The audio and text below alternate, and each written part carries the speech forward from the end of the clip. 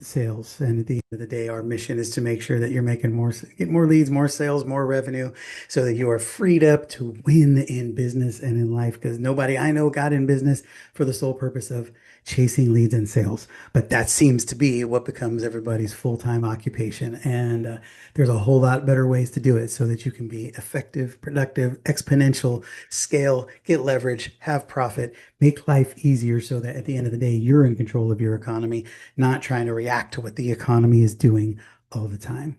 Can I get an amen? Are we in the right place? Are we in the right place? Okay. Now I am trying to find my other screens here. I did it again. I misplaced my screen. How did I do that? There we go. All right. We're going to dive in fast and furious. We normally do these, excuse me, we normally do these workshops around 3 hours, and we did this one in two, and I can't even remember the logic or what the decision was around that. But what that basically did was just gave me one less hour to get you through this. So we got to move quick. And at the same time, I have a buffer after this. So just expect we might go a little bit over, and I'm here to make sure that every question gets answered, all of that. We will not leave until you get what you need. All right. So plan on going a little bit over, and then also be if you can stick around and ask questions. And because the objective, I want to be able to speak into your experience in this process that we're going to dive into. So Jim and Cindy here with Gain the Edge. We are your go-to sales solution.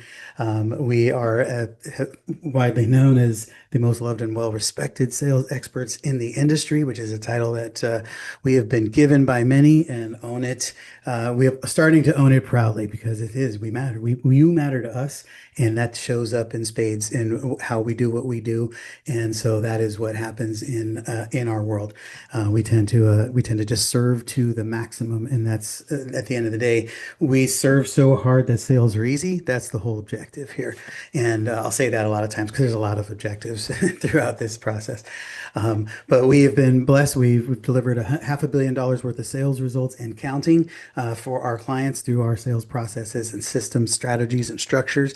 And every single thing that we bring to you is from the front lines. It's stuff that we have done or are doing for ourselves or for our clients, and everything we teach comes from the perspective of here's what we are doing and it works. Here's what we're doing and it didn't work, and why, if you're going to do it, you should do it differently with another spin on it. We don't tell you what we think you should do, and we don't tell you what to do. We tell you what we've done and what we know works. And unless you have delivered $500 million worth of sales results, you should probably be listening to what we're talking about, at least to get it started.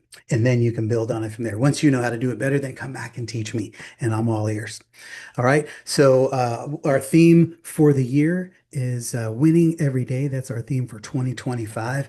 And everything we do is about winning every day. It's about moving closer to the goalpost, making sure that we are reaching towards goal line objectives. And the theme for the month of May that we are coming rapidly to the end of is the stay factor, right? And it's not about getting the sale. It's about getting them to stay, grow, and build with you. And what I want you to think about right now, as you're in this process, so that you start seeing what this will unfold to, is what have you become known for over time? Um, quick housekeeping piece here. We're not going to have any breaks. We're going to be sprinting through this, and this is a workbook. So this is not a slide deck. If you can see, it looks a little bit different. It's for you. I believe the link it should be. If it wasn't in your email, it should definitely be. Send it in the chat from the team, and we've got amazing team all over. I just don't want to take a time right now to try to introduce everybody. I want to give the time to you, but they are there to serve you. And if you take the link, download it. You can't just open it. You have to download it to your desktop, and then you open it, and then these are fillable. So you should be able to fill in if that's what you like to do, or print it out if you're one of those folks like me that print everything out, which drives my wife crazy because she's usually on a call while the printer's going or something. And so I'm always hearing that, but that's all right because I need to have it to hold on to. Some stuff I even laminate. It's not crazy about this stuff, all right? You guys take whatever notes fit for you. If you go to page 28, I think it is, at the end, there's an action items list. So anything as you're taking your notes, that you see, oh, I got to do this, just go to the end, write it down on your action items, and hopefully you'll have many, and then we'll work that through that at the end too, so that you have specific action items prioritized with a plan, so that you're moving on it. Because who gets tired of taking notes and then just having binders full and journals full of notes? Yeah, me too. So let's make sure we don't do that. All right. I want you to be writing down right now. Write it in your piece there, or on your wherever you're taking notes. What have you become known for over time? And is it what you were expecting it to be? Right? We People hire us because they need sales teams. People hire us because they need to get more leads, more sales, more revenue, right? At the end of the day. But what we have become over time is known for recruiting sales teams, known for scaling people, known for live events and conversion strategies, known for operations and systems and onboarding processes and all kinds of other things that have been come into the mix. And none of these were things we planned on being known for, because at the end of the day, we were here to build sales teams. And all of a sudden, we have become this robust growth engine for companies that are wanting to scale and be known for something bigger and be able to have the freedom and profit that they desire. So what we're going to talk about today, the key problem that presents itself for us is that most people, and I want you to look at yourself, this just, if you're open to growing and changing, then observe this perspective of, are you a product in search of a prospect? Or more accurately, where in your business are you likely a product in search of a prospect? Usually, most companies we see are exactly that. And if not, then at least facets of the process work that way. And that shows up, and number one, you're always having to survive on finding and signing new customers, because you are a transaction waiting to happen, which means you always need transactions, more and more transactions to make the day work. Okay. Getting overly niched inappropriately. Now, what I mean by that is, if you are overly inappropriately niche, it's a term that I've made up. I don't know if it exists anywhere else. It's just a word that made sense to me. I get put in a bucket of being a sales trainer very often. And Lord help me, I am not a sales trainer. I am so much more and so much better than a sales trainer. And I don't want to be lumped into that bucket, because you can get that anywhere. We don't actually even actively have a sales training program that we pitch, promote, market. So we do sales training because it's a necessary evil in what we do with our clients and with our sales teams that we support, et cetera. But that's not the tip of the spear in what we lead, although we have solutions for it and more coming. Um, or a recruiter. A lot of times people are like, oh, I heard you guys are recruiters. Or some people in some sections of the marketplace, we're known as event experts, but they don't even know that we build sales teams, right? It's like, you don't want to be so overly niched that they only see one little piece of you. Okay. Um, and again, it leads to you selling a single product or service as a standalone instead of as a quantum solution to the things that they need. All right. So we want you to make sure that your clients are aware of the ways you can serve them, instead of, like, most of the times they're unaware of all the things you can do for them, all the problems that you can bring, that you can end, all the solutions you can bring to the table. And what it ends up being is premature client ejection. It says dangerous as I could get with that word. Premature client objection or ejection. Clients leave too soon. They leave repeatedly. They leave before they should. They leave before they were fully ready, because they didn't know that you do more things better than the one thing that you sold them. Okay. And so today we're going to walk away with a clear path to attract and move your ideal buyers, and a premium solution for your ideal buyer, and an understanding of lifetime value. Right. All the years that we've been doing this, been building sales teams for 30 years, and we've been doing in this model for 13. And people come to us needing a salesperson. And what we have recognized is that every single company that we work with, can I say, type in the chat, how many companies? Type every in the chat. Every company out there comes to us for sales teams, and none of them are ready for a sales team. We have not met one, and we've met some pretty impressive companies, some big, scalable, massive companies that are doing huge things, 6, 7, 8, 9-figure companies. Nobody's ready for a sales team, right? The bigger they get, the smaller, the less they're able to pivot, and the less small adjustments that they make. All right. So they just tend to stay on the path that they're on.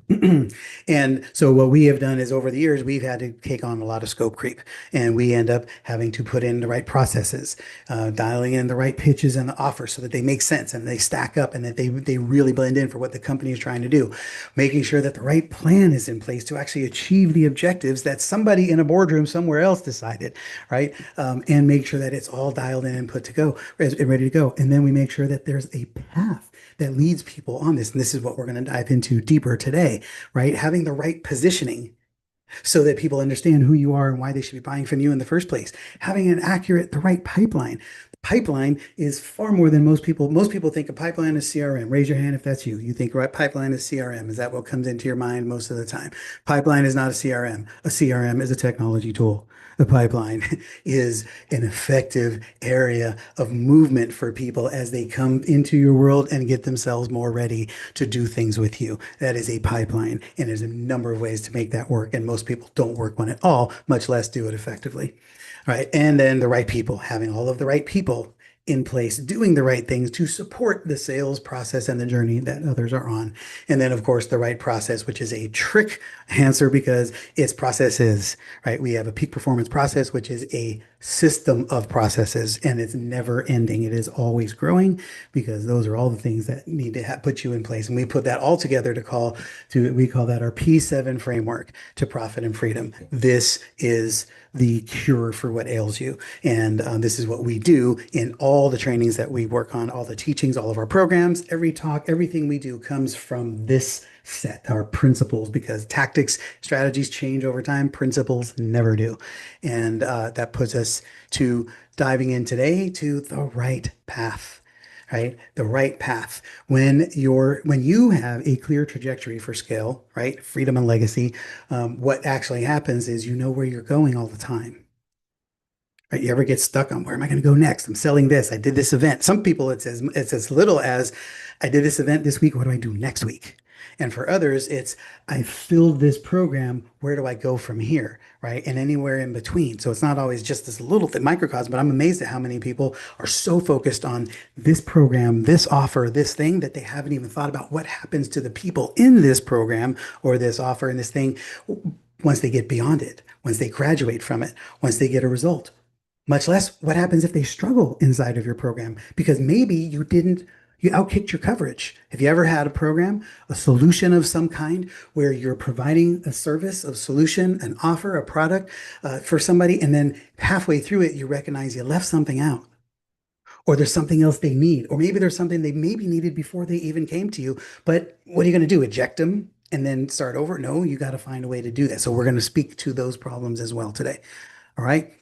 So we're going to invite you to a program that we have called SOAR. It's Sales, Offers, Action, and Revenue, because that is the name of the game. And that's where we help people as in a group setting consistently fine tune the P7 framework in your company. Because you being able to sell is not the same thing as your company being able to generate sales. And that is the mission that we are on for all of you so that you can deliver that profit and freedom, right? And then the other opportunity is the Business Builders Inner Circle that we have just recently launched and we're very, very excited about, which is a monthly membership, which includes this monthly workshop, a monthly masterclass, a closing with certainty call with myself or our coaches and strategists, and a get it done session with the queen of GSD, Cindy Padilla, getting stuff done every month, one day a month for you. So you get access to all of that for an extremely ridiculously low price,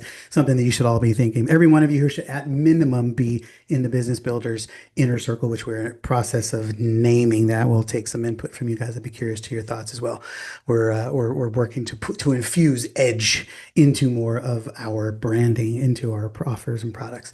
But that's a story for another day. So, here's a couple of key insights that we want to build on and that need to be thought about while you are running through this today. Is you have to be focused on playing the long game. We just did a training session with one of the teams that we are leading, and that was one of the topics of conversation was the long game. Most people and most salespeople, the world that we live in, entrepreneurs, everybody is so busy with a stopwatch. Everybody, you got a watch nearby? You got a clock, you got a phone, you got, and how many times a day do you think you look at that sucker, right? And when you get into a task and you start doing something, you start tracking your time immediately. You start going, oh man, I don't know, $67. How much time should I give this person for $67 or $47 or this time? Here's the main thing that I want you that I hope that I can break in you is most, I'm trying to plug in my watch because it just ran out of battery, getting it out of the way. Okay. Most of you are way too busy trying to maximize the minute, the hour, how much I get out of this moment, instead of being very present to the fact that there's a long-term play here. If you measure the ROI of your activity, get that out of the way. If you measure the ROI of the activity with a calendar, you will always serve people so hard and so well that they will buy. Sales become easy. Serve so hard that sales come easy, right? That is part of what this is about. It's not mastering the moment. Damn it, they didn't pay me today for this thing, right? How many people have been in your world for more than one day? They've come to more than one workshop. They've come to more than one event. They've maybe even been on more than one sales call with you, right? It's because they're not ready. We call them crockpot cooking, right? These are crockpot clients. They just need more time in the oven. They got to cook more. Everybody's not a microwave client. Matter of fact, most people are not a microwave client. And most people spend way too little time engaging and supporting and serving those people so that when they're ready to buy, you're the person they buy from, right? So we're going to kill the whole product in search of a prospect position. What I do want you to think about though is one area of your business. What is one area where you think, oh, this is my product. Who can I sell it to? Who needs my massage? Who needs my website? Who needs my training? Who needs my counseling? Who needs my advice? Who needs my wisdom? Anybody ever have that thought when you're like, hey, get to the end of the month, I need a client, I need a sale, I need some money in the bank. Who needs a massage? Who needs some sales training? Who needs some magic in their world? Do we ever think that way? Tell me the truth now. Okay, that's the problem, right? That's called being a product in search of a prospect. And that's extremely transactional thinking. We're going to bring back, for those of you old school folks, we're going to bring back a term that we used to use a lot around here called a QBA. Qualified booked appointment. A QBA doesn't just stand for who's showing up as a qualified buyer. See, the difference between a prospect who's in search of your product, typically when you're out looking for a prospect, you're looking to sell one person to one thing, and they may not even be the ideal person. They're just somebody who's ready to buy it. A QBA, as we say, a qualified booked appointment, is the person who's designed to buy all the things you sell for as long as you sell them. Let that rest. Let that marinate for a moment. I want to know how that hits you. How does that hit you? Right? Because uh, is that a reality for you? Are you attracting people who come and stay? And I don't mean you've had some people stay. I mean, that's the nature of your business. They come in and they buy the things you sell because you have put them on a path and on a journey from day one. They know they're going to be with you. And you can say, but I solved their problem. And then they go, wonderful. But then somebody else is going to come along and solve their next problem. And we're going to address that today, right? I want you to be the person that people come to for the solution because they know you, they trust you, they rest in you. They say, this is the person who's got the cure for what ails me. No longer are And you. Go if ahead. I can interject here, I think one of the things I love the QBA is to really reflect on how long do your current clients stay with you, Yes. right? So it's the hardest work you will ever do in your business is freaking getting clients. The easiest work is to keep them. If you have this lifetime journey, this mountaintop journey, if it is more than just the program you sold them, but you brought them into your world because you really believe there's a whole bigger outcome. And yes, it may start with a process, a system, an entry point, but there's a way bigger picture. Our clients on average stay with us over 3 years. Do you know what kind of relief that is on a monthly basis? And you A have to understand lot. that. Think that through, right? If you know how long your people stay, and that I think that's the average, right? We have people that stay 3 years and 6 months. 3 years, 8 months. That means there's people who stay 5 years, 6 years. That means there's also people who come and go, right? Just like your customer lifetime value. We're not going to dive too deep into that today, but that's also a process, a part of this concept, right? If you're a product in search of a prospect, guess what your lifetime value is of your customer? Worth whatever that darn product is. Versus, right, our average lifetime customer or our customer lifetime value is $57,000 average. Because there's people who come in and only spend $67. There's people who come in and spend 150,000 or a million. It's an average, right? Because we already know. That's why we don't care. Bring it, come in at $67. Come in at $5 because we know that we're going to deliver, we're going to serve you the same. We're going to deliver great results for you so that you're going to win, so that you're going to be at a place where you want more of what we have. All I want you to do is come in and spend a dollar. Spend a minute. If you spend an hour, 2 hours of your time, $67, then you've invested. And we will always make sure you get more, far more ROI than that. And that's what you want to be thinking about for the people that you serve so that they were always going to be here and be around. And if they're going to be here, and if you, here's the real question, do you plan on being here next year, the year after, the year after? If you do, actually, it's a question. Raise your hand. Do you plan on being in business next week, next month, next year? Okay. Um, are you preparing business for next week, next month, next year?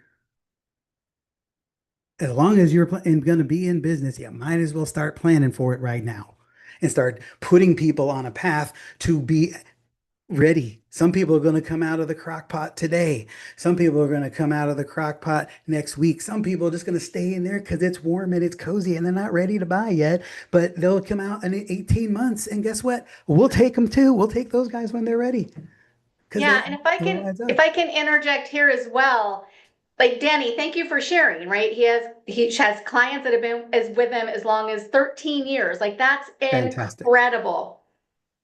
What I love about that, what we all need to remember is again, the hardest work is getting that client. And nobody likes change. Insurance people, like they know if they get you to buy a policy, you're with them for a decade. Because who wants to change a car insurance policy, a life insurance? The same thing is true in your business. When they say yes to you, they're not saying yes to your program, they're saying yes to the path. They're saying yes to the leader, and they will stay with you as long as you continue to share that path. So keep that in mind in that people don't want to leave after they've said yes. Well, and it's your job to ensure that they don't want to leave. Yes, It's not a yes. guarantee. But here's the thing. I want to ask you guys, if you're able to, please get on video. This is, I don't, this is not intended to be a lecture. We're going to do some work here shortly. I'm going to run through this piece and then we're going to dive into doing some work, but I really would love to see your face. I don't know how you go, but when you do webinars or trainings, they're for people. We notice there's not 180 people on here. And even when there is, I always want everybody on video. It's like, let's engage. I don't want to see that, you just doing stuff and doing emails and doing things and taking this as background noise. We want you to get an outcome today. All right. Um, so we're gonna keep rolling here. So I want you to be thinking about that. So again, what is the thing? Where are you a product that needs to be a journey, needs to be an outcome and experience? And the beautiful thing about being an outcome and an experience is you can fit as many products into that as you want to. Sell them two, sell them 10, sell them 10. I don't care. I always think of, I don't know why it always comes in my head, but the donkey in Shrek. It's like, I got 2 cookies. Can I have 20 cookies? Can I have 100? It's like sell them as much as you want. Can I have cookies? Can I have 2 cookies? Can I have 20 cookies? I don't know. Sorry. Eddie Murphy just rattling in my head there.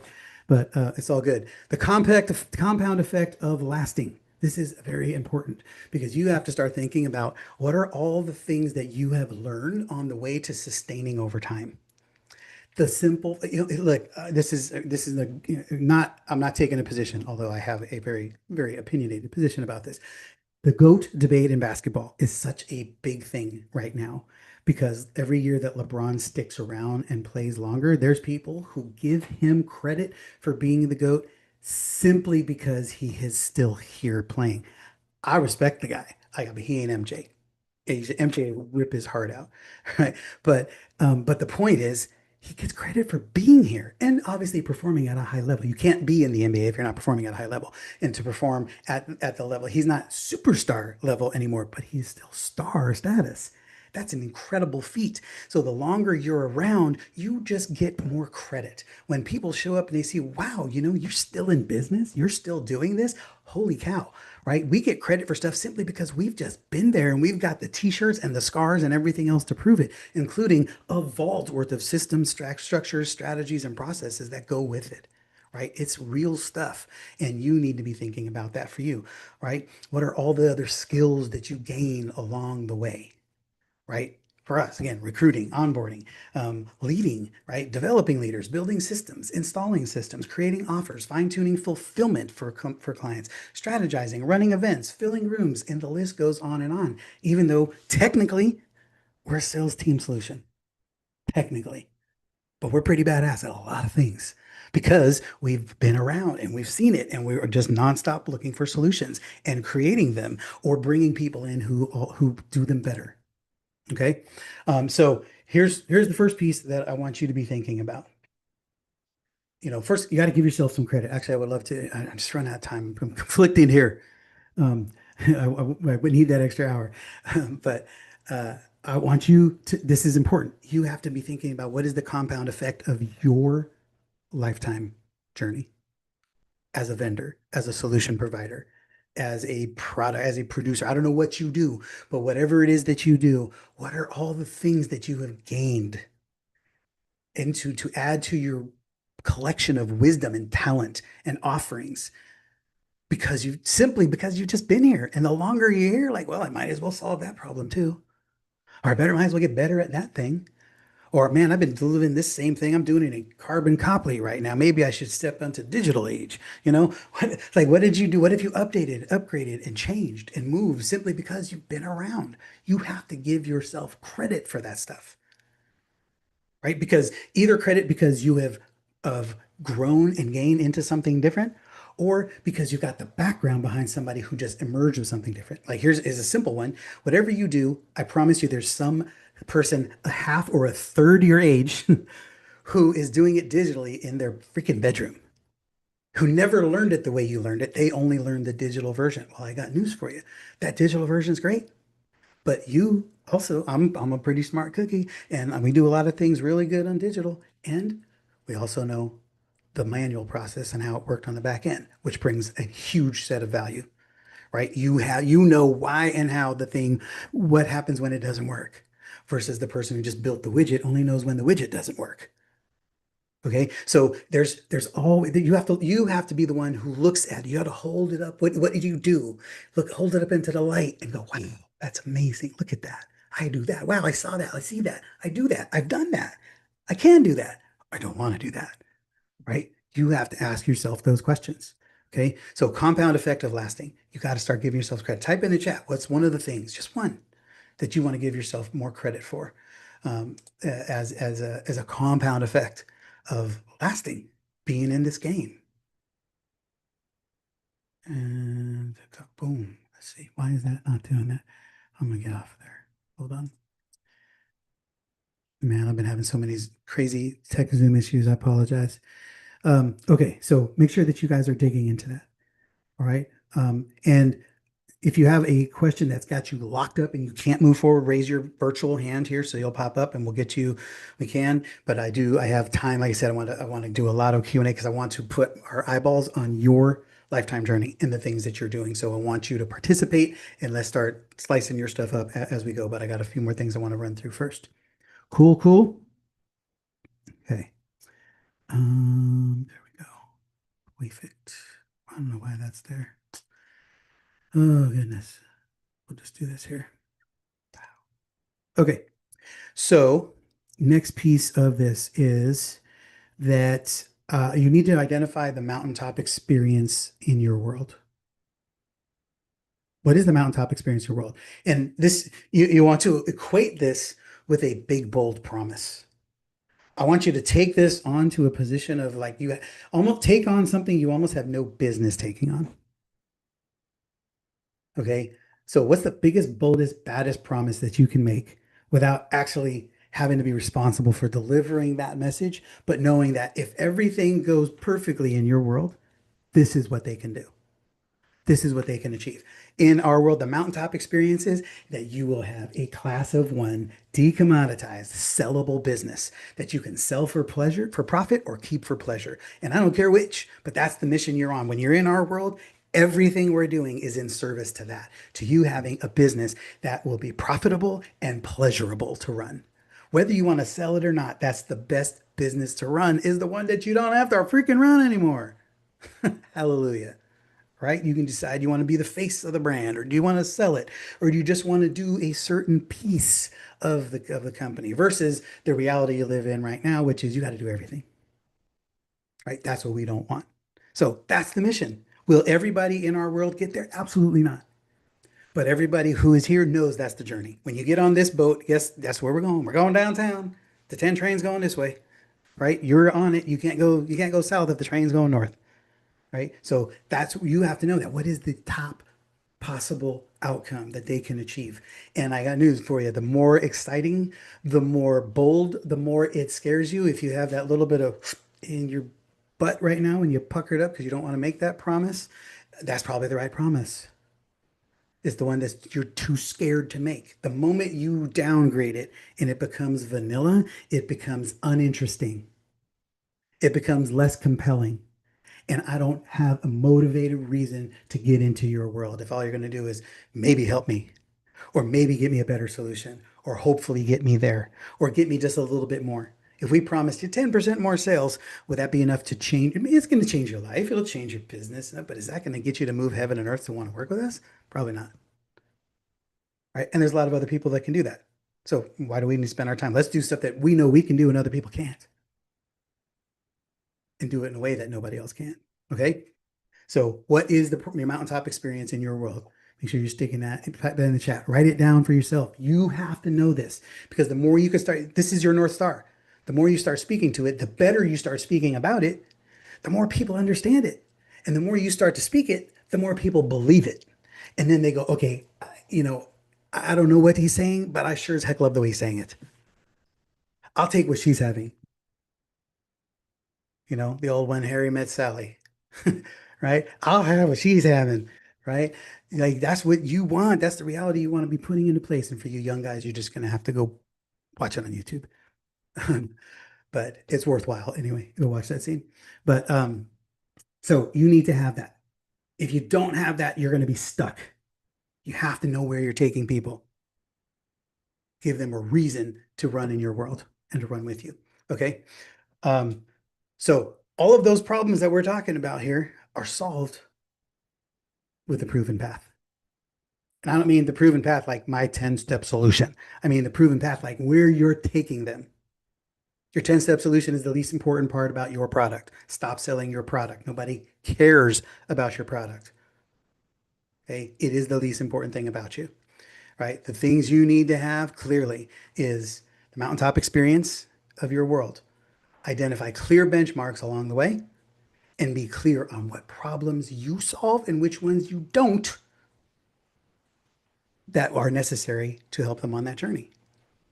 Right? Can we all agree that in order for you to have a decommoditized, profitable, sellable business, class of one business, that it's a little bit more than just sales that need to happen in your business, right? We know that. We're aware. We've helped companies get there. We're on the way to be, that is our mission. And we have a lot of ways to solve that for you.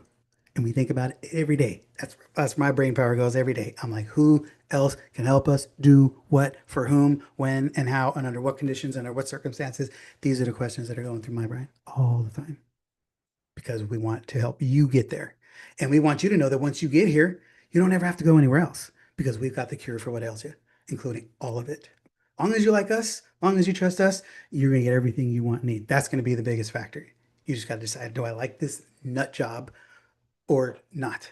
Do we like this team? Do we like these people? Do we believe in them? If we do, great. Then your problem solved. Then you don't have to go out searching the whole world for bits and pieces of everything, which is what people are doing in an online digital world now. Okay. Then you need to figure out what are the benchmarks along the way that you can sell as stopping points, because we all know that even if you come to us as an eight-figure company with a big team and a lot of activity, you're still probably a couple of years away from a fully decommoditized, sellable class of one business. There's stuff because you probably have broken more things because you're bigger. So we got to fix bigger stuff.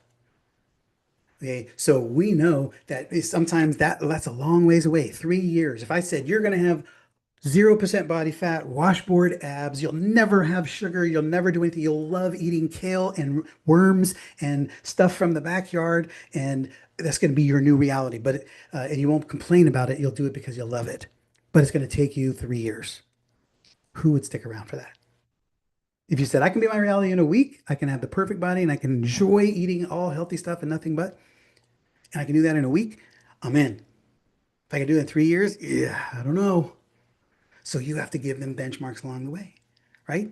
Win number one, you get a foolproof eating plan, foolproof uh, prep plan. You start learning what things to do and how to control. You start by the end. Our benchmark number one is after 90 days, you have control over your entire palate. I'm just making stuff up here, but you're saying I have this benchmark. You hit this benchmark. You hit this benchmark. Now, as a client, as somebody in your world, now I know what things I can look for to measure myself in progress and growth along the way so that I can have wins as we're moving towards the mountaintop. Right. And I see many of you here, and I know there's others who weren't able to make it. Elizabeth, we know the stuff you're working on here, right? You got to be thinking about that. You don't ever sacrifice the mountaintop. You can just add more benchmarks if you have to. You can say, what is win number one? We say, let's go, guys. We've made it to the first summit. You ever climb a mountain and you get to the summit and you go, oh my God, there's 15 more summits. What is this? Right? Yeah, that's what you're doing in your business. And if you don't help them see that as a win, attack it as a win, and know that there's more, you're going to lose them after that summit because they're not going to want to stay for the long haul. Well, you got to decide what are those benchmarks along the way. Okay. And then what are the things that need to be solved and experienced for them while they're on this journey? What are the things that have to be solved or experienced for them on this journey? And then this is where you got to get down to the nitty gritty. We know you got to have a good brand, right? One of our pillars is positioning, right? You got to have a good brand. And we're not a branding agency. We're smart and we've got a good brand and we're always working on it. I don't have the time. We don't have the time to now worry about your brand too. So we bring in world-class partners who help with that. So we work with Brand Butler and Adrian Boisel, and right, make that work. We have world-class partners and digital marketers because we're really good at this. But we ain't got time for that either. But so we bring people in that work with us. They sit at the table with us. They're not just some people we refer to. These are people that are in our world that understand us, our values, our brand, what we do, who we do it for, how we do it. And when we bring them to the table, they're ready to kick butt for you because they are already designed to work with us to help you get to the mountaintop. They know where they fit and when and exactly, and they know that when we bring somebody in, they're ready to rock. Right. So it's not a referral process. It's what are the things that I have the will and the skill to deliver on this journey? And then everything else is a secondary conversation. Still needs to be solved, still needs to be solved in your world, because if they're not solving it in your world, I promise you they're solving it in somebody else's. Because every single problem that you solve brings with it a new problem at a higher level. Write that down. Somebody say that, type that in the chat. Every problem you solve brings with it a new problem at a higher level. And they will go somewhere to solve it. I would prefer that they solve it with you. Why not? So you need to be clear. What are the things they're going to need to solve along the way? Right? You need operations team, you need systems, you need process, you need structure, you need technology, right? You need CRMs, you need onboarding, you need event experts, you need SEO help. You need so many things growing your company, right? You need systems for your systems. You need a book of SOPs, right? Again, we're talking about a sellable company. You need executive team. You need to have bylaws. You need to have, these are all things that you're going to be building over the next several years at some point. And we don't do all of that stuff, but we know who does. And we have world-class solutions for all of it so that you are always on the A train. Okay. So you have to decide which of these things do you have the will and the skill to do. If you don't have both, don't do it. Don't do something just because you're good at it if you don't have the will to do it, because that means you're not going to do it as well as you can. And don't do something just because you like to do it, but you aren't any good at it, because then you'll lose clients. All right. That's going to be a problem. All right. So we're going to jump into the first exercise here in a minute, which is it's a problem solution matrix. And we're not going to give this the time that it would deserve because this can be its own. Actually, we did a 3 day event in Tahoe centered around this last year that some of you were at. And I just want you to spend a little time on it. But I want to have, before we dive into this, I would love to hear what questions are coming up for you. What ahas, questions, takeaways, where are you at?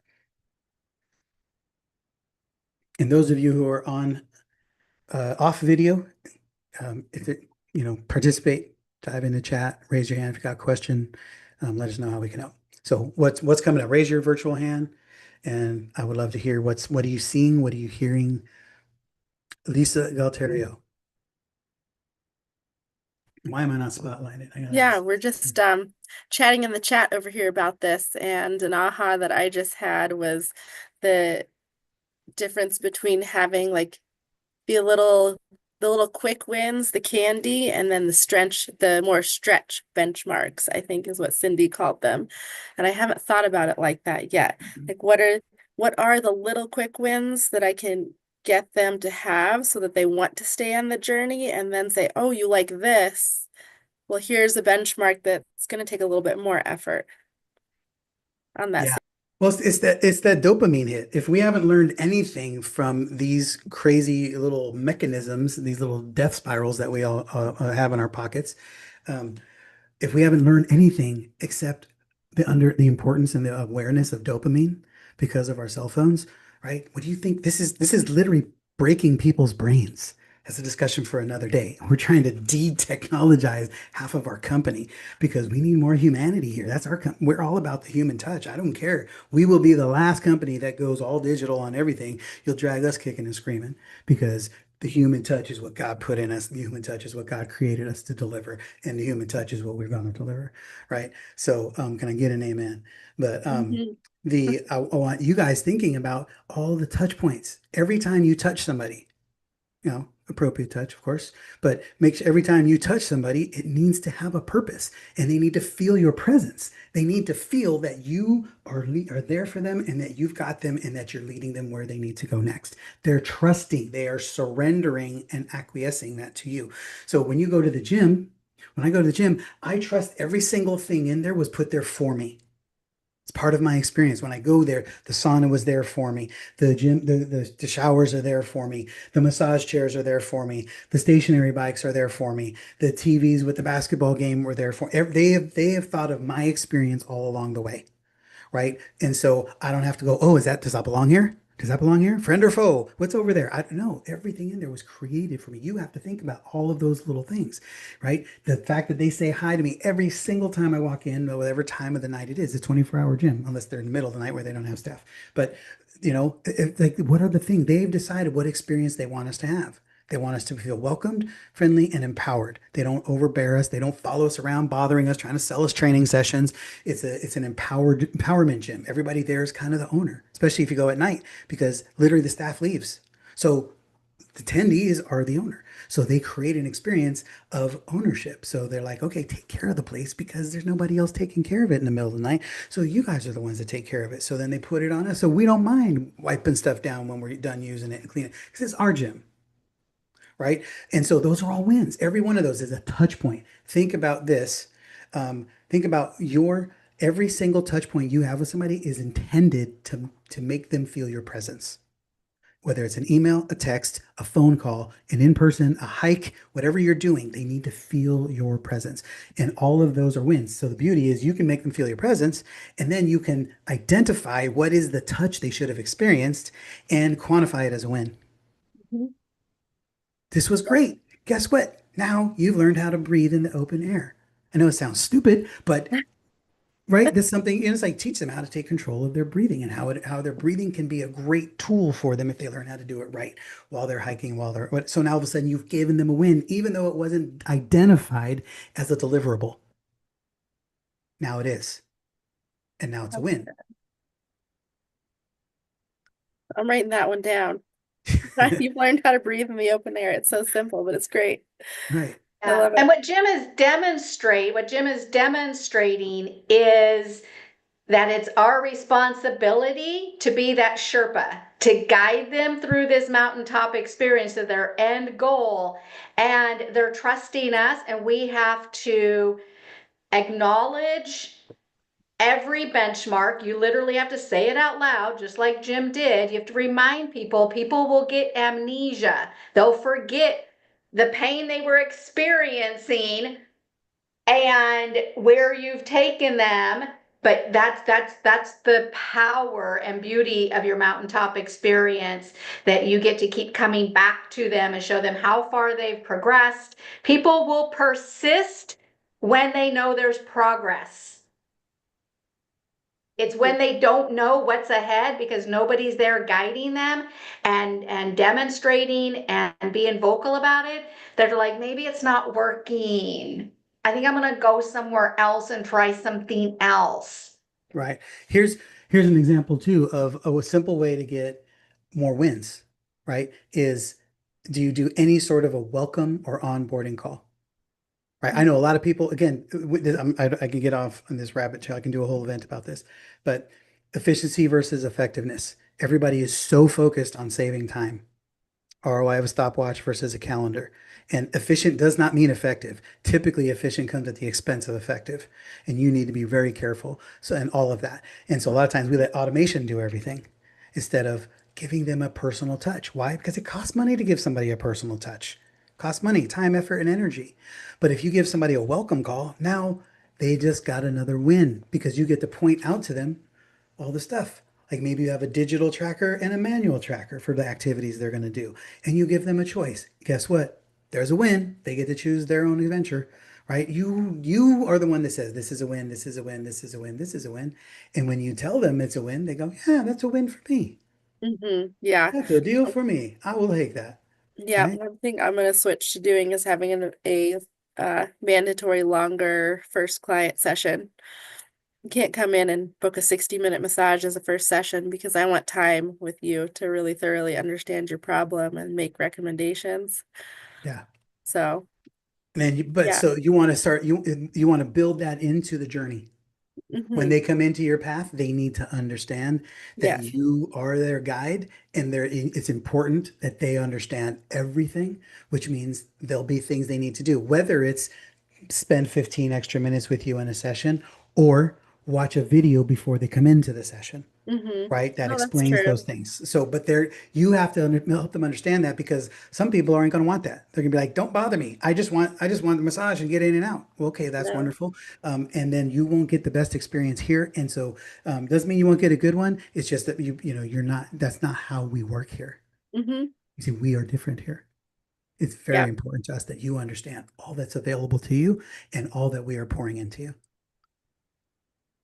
And if they Yeah. go, "I don't want that. I just want a cheap old massage," well, go to Well, then Groupon, they baby. can go get one of Go to those. Groupon, right? Yeah. Yeah. Cool. Good. Awesome. All right. So type your takeaway in the chat from what Lisa was just sharing. All right. Michael Milton, good to see you, man. Good to see you as well. Appreciate it. So yeah, one of my biggest takeaways is kind of along the lines of what you were saying, Jim, what Cindy was saying.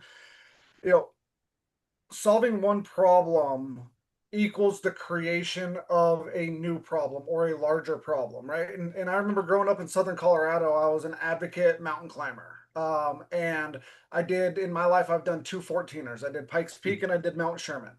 But I had a different Sherpa for each one because the person that can anticipate the problems on Pikes Peak does not know the problems on Mount Sherman, and vice versa, right? So when you talk about, as these problems are coming and as you're helping rebrand these businesses, you're not in the digital marketing area, you're not in the email area or any of that. You have world-class affiliates, no different than the Sherpa that brought me up Pikes Peak introduced me to the one that could bring me up. Sure, and having those world class affiliates become key in being able to give mountaintop journey that you're really looking to give that client, because you can't anticipate nor can you solve all of a business owner's problems. But what you No, can do but is you can build an the more ecosystem. familiar that you are with the journey, you'll know when they should expect certain problems. And you can pre-plan and diagnose those. That's the beauty of it. We already know when there are certain things you do not have to worry about until you hit seven figures. There are certain things you don't have to worry about till you have 100 clients. There are certain things you don't have to worry about until you have a dozen team members, et cetera, et cetera. And so we already know the path that they're on and what they're doing and what we've done and what we have put in place in order to prevent it or minimize the roughness of that area. But we also let them know it's coming.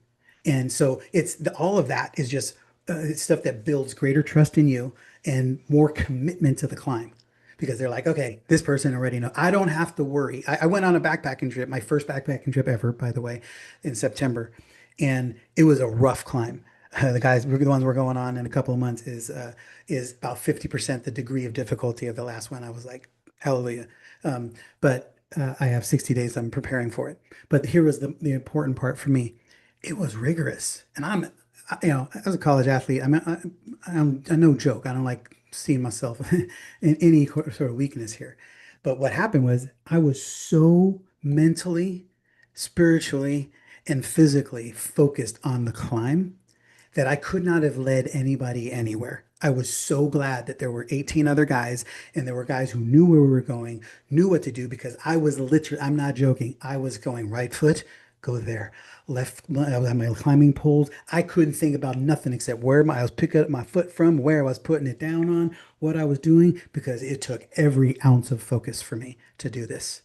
And so that's what you want them to do. You want them to be so focused on what they're doing because you have the rest. I didn't have to worry about a thing except where I was climbing.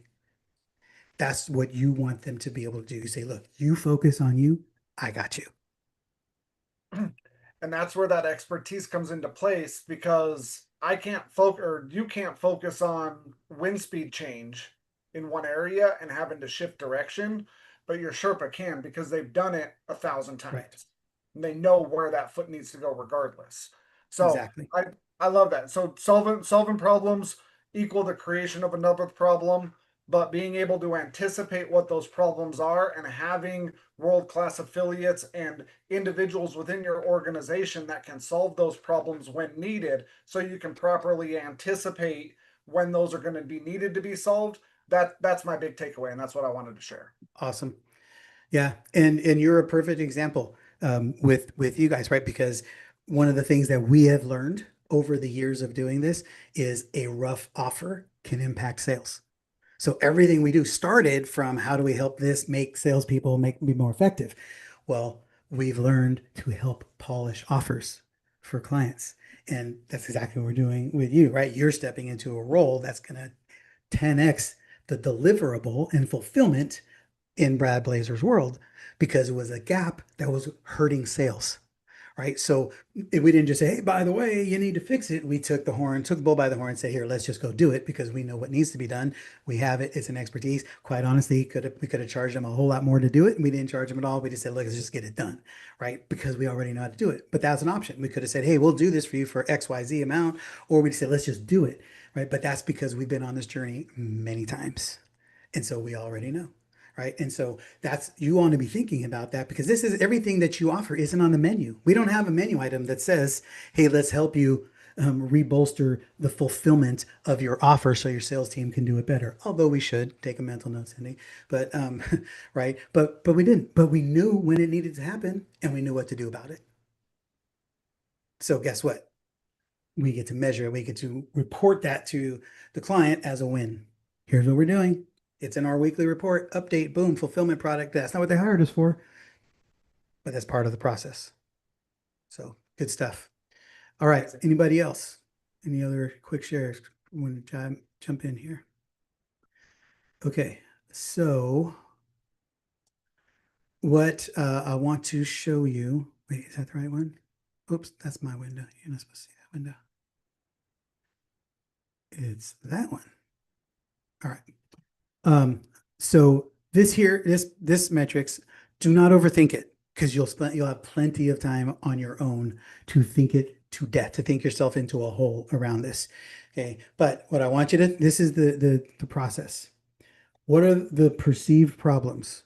And perceived problems is real because something that they perceive as a problem is a block to their success, which means it's a real problem. So you have to know, what are they afraid of? What do they not think about? What do they not know? A lot of people, we talk about premium offers. We focus heavy on premium offers because they're your most profitable offers. It's your best way to make money so you can scale a company. If you're going to try to scale a company selling $67 a month products, I got news for you. It's a long haul, right? And so we know that's one of the things that we do. We're immediately going to look at, where's your premium offer? Even if you don't have one, we're going to build one. We're going to make something happen. Perceived problem. I don't have something to sell that big. I don't know who on my list would buy that big. I don't know if my audience is there for that, right? So then we have to, when we put solutions in place, we go, okay, let's do an inventory above your list. Let's talk about the solutions that you have. Let's talk about what percentage of people that have invested that wanted something that couldn't get it because you didn't have it, right? So we will put exercise in place. Now there's a new reality. Okay, we solve that problem. Now they have a new reality. They have a premium offer. Now they just don't have leads for it. So now we go, okay, new problem is we have to make sure that we are positioning this opportunity in front of a bigger audience, a different audience, or targeting the people on your audience that you don't even know are there by positioning a premium, a different solution on the same journey. Let's talk to them about the mountaintop experience while you've only been talking to them about what's going on at the bottom of the mountain, which is why there's people on your list that you don't even know are there because they're not interested in your, let me teach you how to put on gloves while you're getting ready to climb Mount Shasta. They want to know, how do you have breathing techniques at the top of the mountain, because they already know that's where they want to go, right? So it just puts you in a position to think differently. And so every single thing you solve, every problem you solve brings a new reality, which delivers a new problem. And this will go on infinity, right? So you can just say, these are the only two things I solve. Great. Then what's the gap in between? And who else can you bring in to solve all the other things if you don't want to do them? But you first must identify. Your job is to identify the path and the journey. And I'm going to show you a quick example of what this is, what we'll be going to. So if you will move 2 pages ahead and to page 19. And this is this is a version of our lifetime journey. Okay. And inside of this, try to make this bigger. I was getting to the wrong different pages here. There we go. Oops, too big. Okay. So inside of this, this is just, there's literally every one of these items you double click on, it opens up into far more. And I don't mean double click physically, but like there's so much more inside of it. Our entire P7 framework lays over the top of this mountain. Okay. And when you come to us, we work with world-class businesses or those who desire to be. And year one is exclusively focused on monetization. We work on, or do you have consistent leads? What are we doing to increase the amount of show up? Are you having easier conversions, better messaging? What's your positioning look like? Let's get you compelling offers instead of the product that you're selling, because nobody cares about the product, but instead of the solution that you're bringing, right? Let's make sure that you are attracting more qualified buyers. Are you actually working a pipeline, right? We're doing everything, all the grunt work. No one's making magic happen there, but you're supposed to make, I want a sales team and I want a scalable business. Yeah, that's wonderful. We got work to do right now, right? So we're going to live here. This is part of our journey. Year two, right? Ideally, right? A best in class business, which is one that is more predictable, scalable revenue, meaning we start focusing on one to many sales. We start working on assets. Do you have things that you're selling? Are you turning everything you do into a productized offer opportunity so that people can always buy more things from you, right? What automation is in place? And is it only based on things that you're actually doing well and effective, and now we just want to take them off your plate, or do them faster or better, right? What kind of systemization is in place? Do you have a lifetime journey? What does your branding look like? What is your increased visibility? How do we get you in front of more people so that the same number of activities and actions you take reach more people? Instead of having one-on-one conversations all the time, I want you to have one-to-many conversations. And then we start working on what's the process between the one to many to the one to one. Are you going to one to many that leads to one-on-one calls for you? One to many that leads to one-on-one calls for our team, right? And then what does retention look like? What are we doing? These are all the things that we do to start getting you to be when you're a best in class business, you keep people longer, you have more notoriety, better visibility. And I know lots of people who have world class visibility and they don't have 2 cents to rub together because they don't know how to convert and build a system and a strategy and a process for optimizing on that visibility. Okay, those are all the things that we start working on. And then as we start getting towards the next version of that, right, we go to, class of one sellable business year 3 is, we start focusing on recruiting ideal talent, like leaders, like executive team, C-suite. We start getting you investor ready. We start getting PR campaigns. How do we get you known to the right people in the world?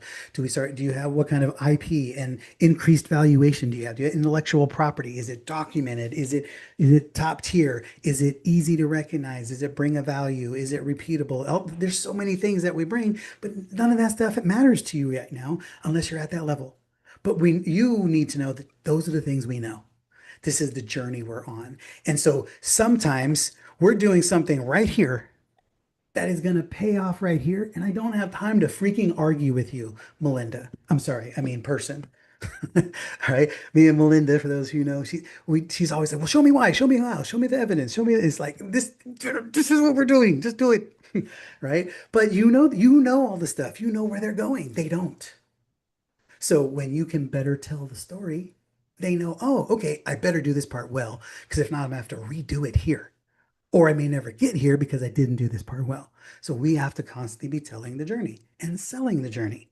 So they understand, okay, I should do this extra work now so that I'll be ready when I get there. Okay, make sense? I think that's the first time I've explained it that way. I like that.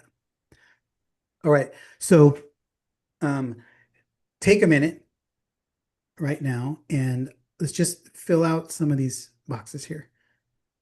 Okay. The next one we'll do. It's got different. It's a phase 2 of that. So just stay on this first page right now. But take a couple of minutes and just what are a couple of problems that you solve? What is one problem? Right. One problem you solve.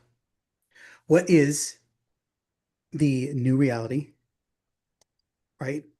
What is the solution? What's that new reality? And what is the problem that comes along with that new reality? And if there isn't a problem, you're not thinking about this correctly because there's always a problem. So questions, anybody have, need to just talk this through, just raise your hand. And it does not matter what you're selling. You could be selling paper clips at Office Depot. Same, it all still applies.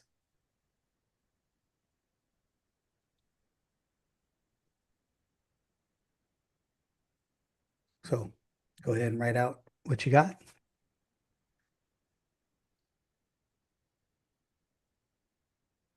And then just raise your hand if you got a question.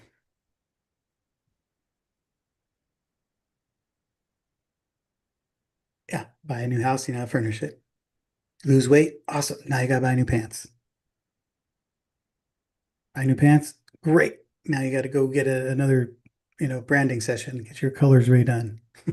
Gotta get a new photo shoot, whatever, right? There's never ending.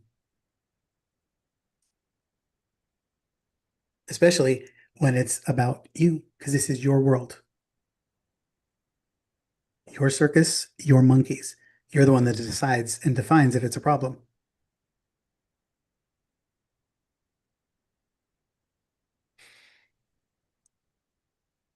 Is factors in, there's not a solution vertical anywhere that this doesn't apply to.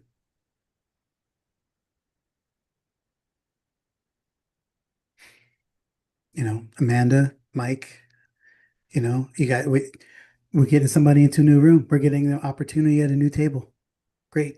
New problem. They need to know what to say when they get there. They need to make sure they capture attention when they're in that room. They need to make sure they have a presentation deck that requires and demands attention. They need to have a story to tell that everybody will listen to and make investors want to bring their friends, right? So it's like no matter what you're doing, everything, there's another layer, another layer. There are problems to solve. And guess what? You need help solving them or you wouldn't be here. Let's talk about it.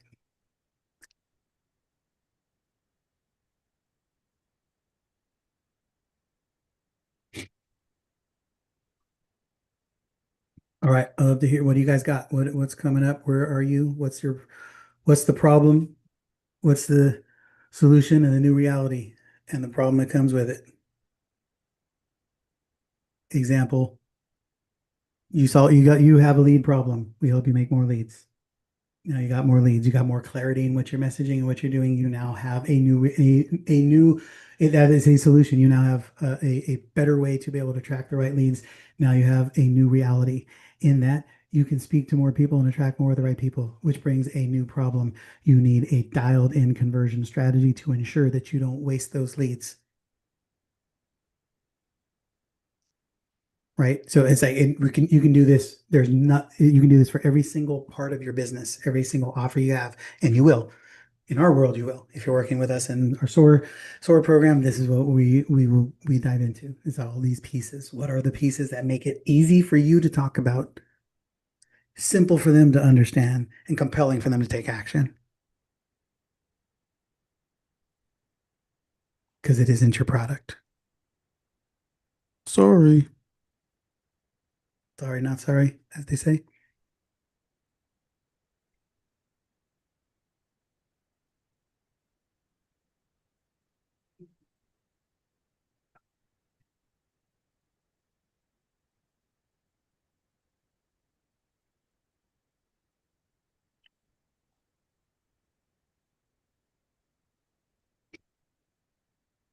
Joanne Butcher, what's up?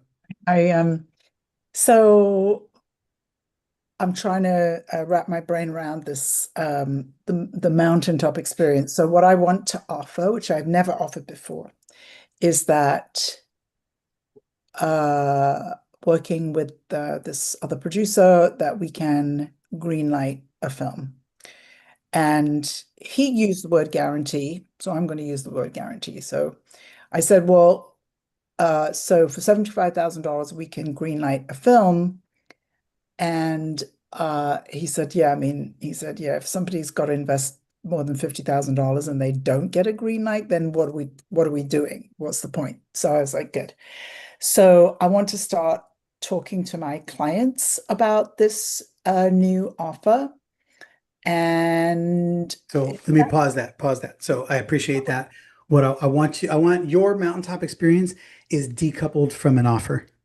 Okay. Your mountaintop That's what I experience was, yeah. is solution agnostic. You can offer them anything you want I to see. deliver the mountaintop experience. Okay. And that could be one of the stops along the way, but not the stop. That's not where they're going, especially it's not somebody else's thing, right? How would you define the mountaintop journey? What's the greatest possible outcome that they can achieve in your world? Winning an Oscar Oh, or winning okay. a prize at Sundance. Okay. Yeah. So maybe the mountaintop experience in your world is a fully funded, distributable, Oscar-worthy film. I'm just spitballing. Okay. Yeah, yeah, So yeah. that's the mountaintop experience. Somebody write that down for her. But that becomes a mountaintop experience. Now you have a million ways you can help them deliver that. Uh-huh. And everybody, that's not a guarantee. That's what's possible in your world if they stick around and they do everything you say. Right? If I tell you, okay, everybody here knows if you eat right, stop eating sugar, go to the gym, work out 20 minutes a day, sweat every day, and get good sleep, you're going to lose weight. Everybody here agree? 100, do I have 100% buy-in? Do we know when? Anybody want to tell me when? You can't. Who the heck knows? For some, it's all that's a variable. But we know if you do that and you do it long enough, you're going to have that possibility. And you're not saying they're going to win an Oscar to have an Oscar-worthy film. Do they have an Oscar-worthy film right now? Probably not. Is it fundable and distributable? Probably not. You're going to help them have a fully funded, funded, distributable, Oscar-worthy film, mountaintop experience your world. Maybe something better than that. I would just, again, it's just off the top of my head. But then you now can start going, okay, that's the mountaintop experience. What needs to happen? What are all the things that need to happen for that to occur? And how many of those things do you want to do? And where's your will and where's your skill? I would love like the one you just talked about. Cool. Let's get this guy to produce it, whatever that's awesome. Somebody else is delivering on that and you make a nice little pop, but it's a necessary piece, but it's not the only piece and it's definitely not the mountaintop. It's something you need on the way to the mountaintop.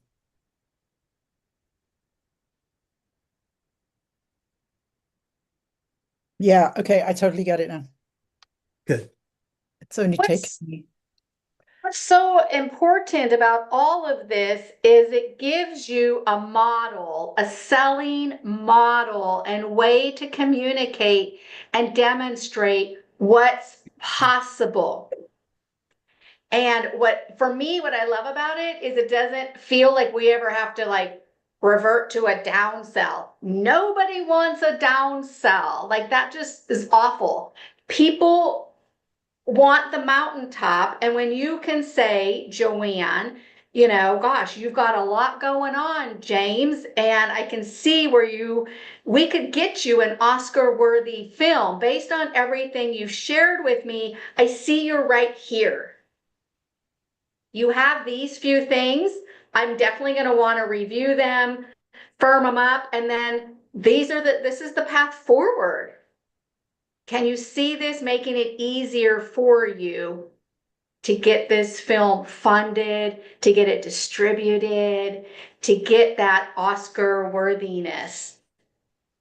And they're going to go, yes, that's what I'm missing. I don't have a plan. I've got a script. I've got an idea. I've got Right. people telling me it's great. I don't know Got an how to idea. get there. Got an idea. That's yeah, famous last words. Right? So you want to be the one that says, okay, this is great. This is idea stage. And everybody's going to come on at a different spot. Some people, they've already got all this. They now need structure and systemization and the right teams and all of the things that you're going to bring to the table or whatever, right? So what are you going to bring in, right? They know they need this and this. Now they're out there at a place where they need funding, they need distribution, but what are the 50 things they need before that even occurs? And that comes in your, box office success, filmmaker success program, right? Those pieces, but what pieces aren't in there that you're not obligated to add to that? It can be an upsell or the next leg of the journey.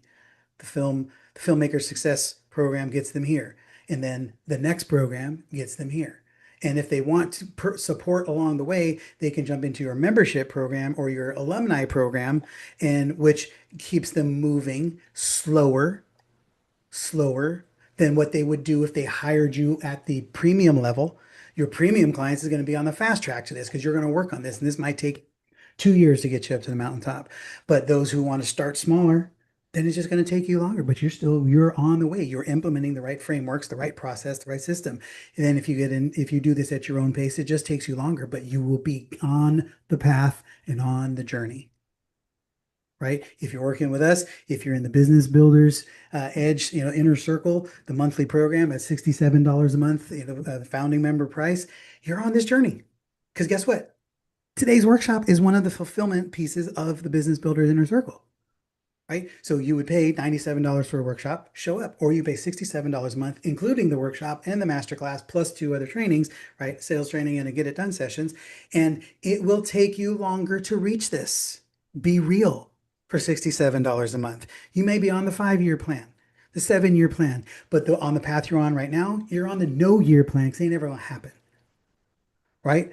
Or it's going to take a decade and a lot of money and a lot of pain.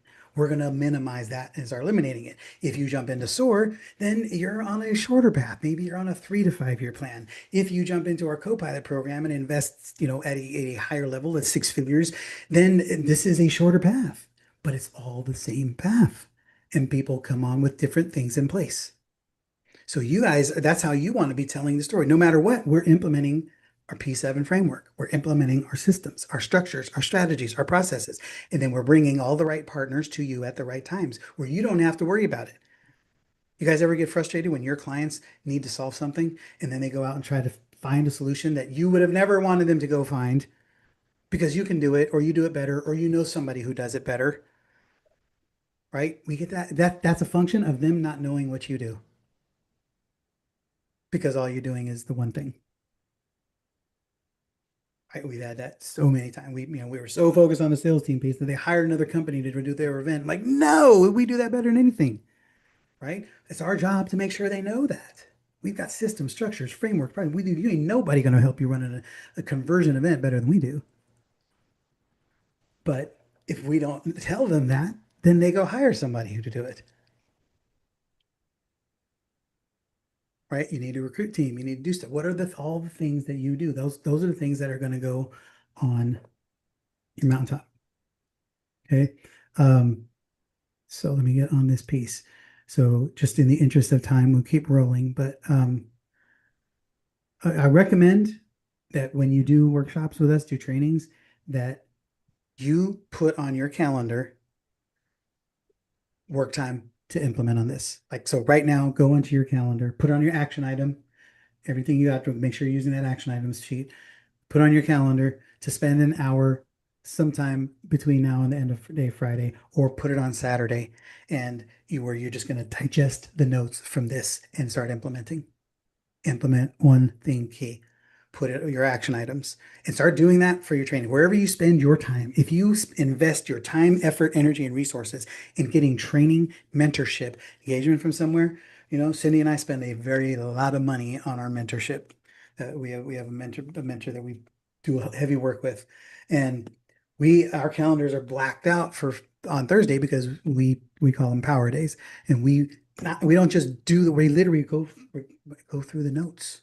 I go through all the notes of all the stuff that we have been shown, taught, what tools we've downloaded, implement, and then we are figuring out where do we implement them, how do we optimize them, how do we put them into play. Otherwise, we just got binders full of notes. And I don't want you to have a bunch of notes and be broke.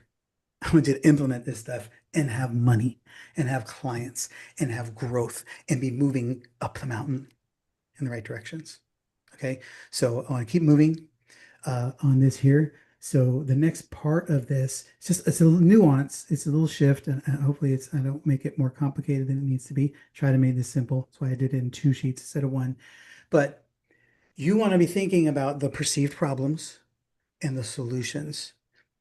Now, this part is take the perceived problems that come up. What are your solutions? And then what are the precursors to the problem?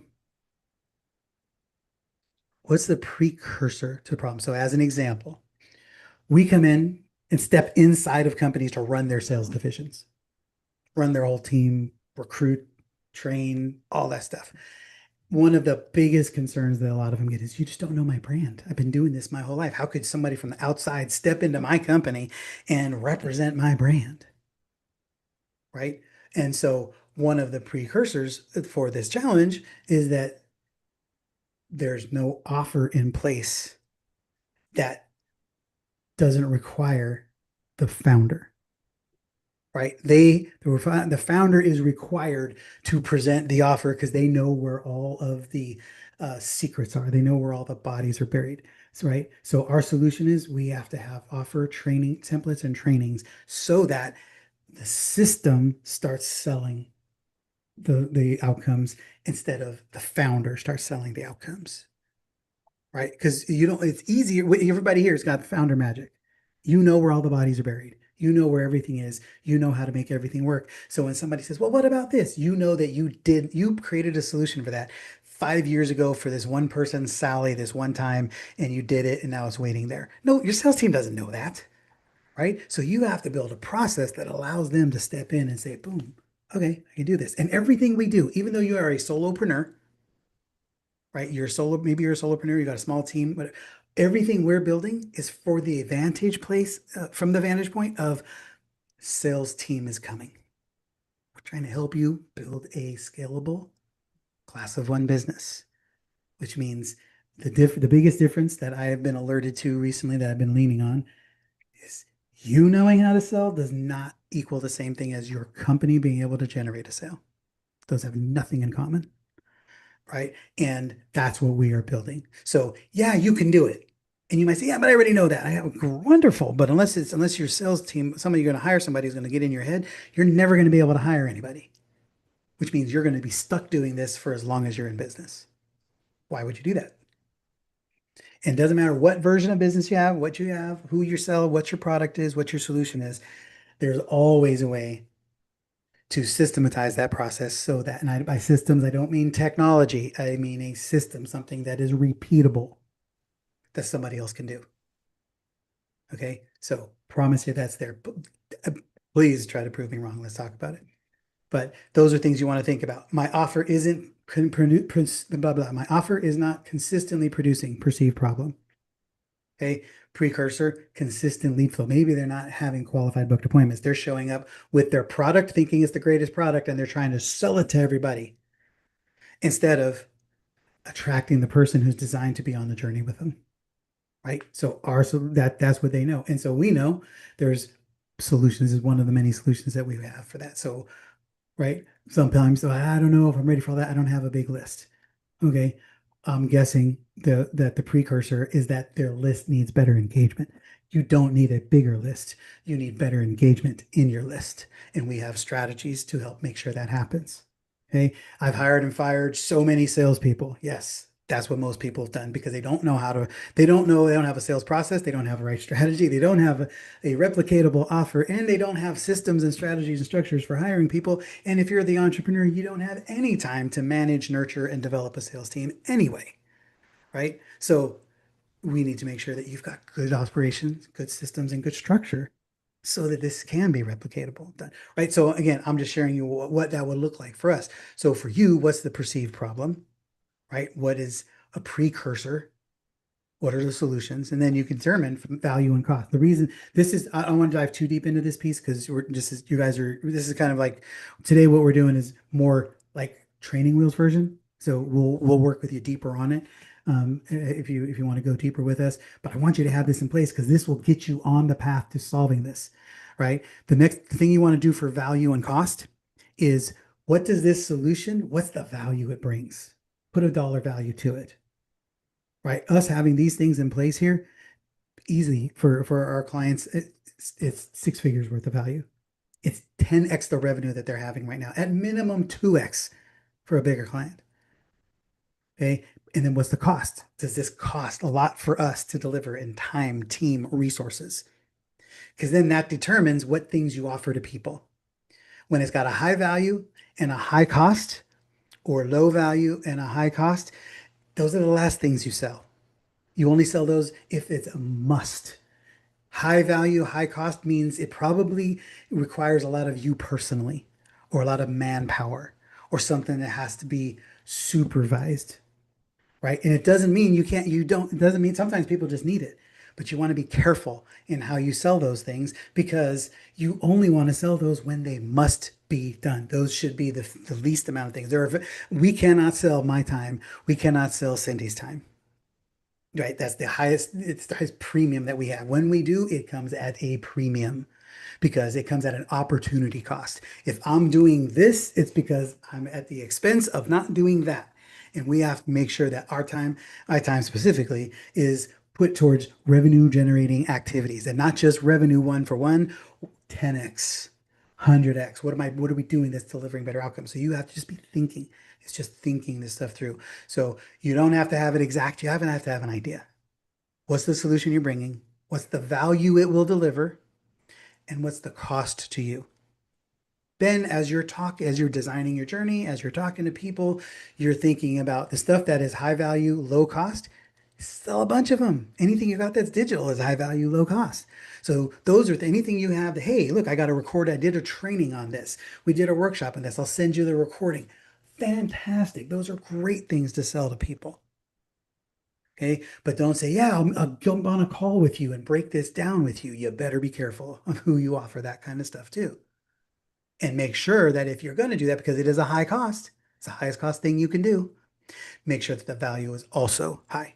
If I'm going to spend an hour on the phone with you breaking something down, it's going to be because we are going to break something free, right? We're going to solve a freaking problem because I can't do it once a week, right?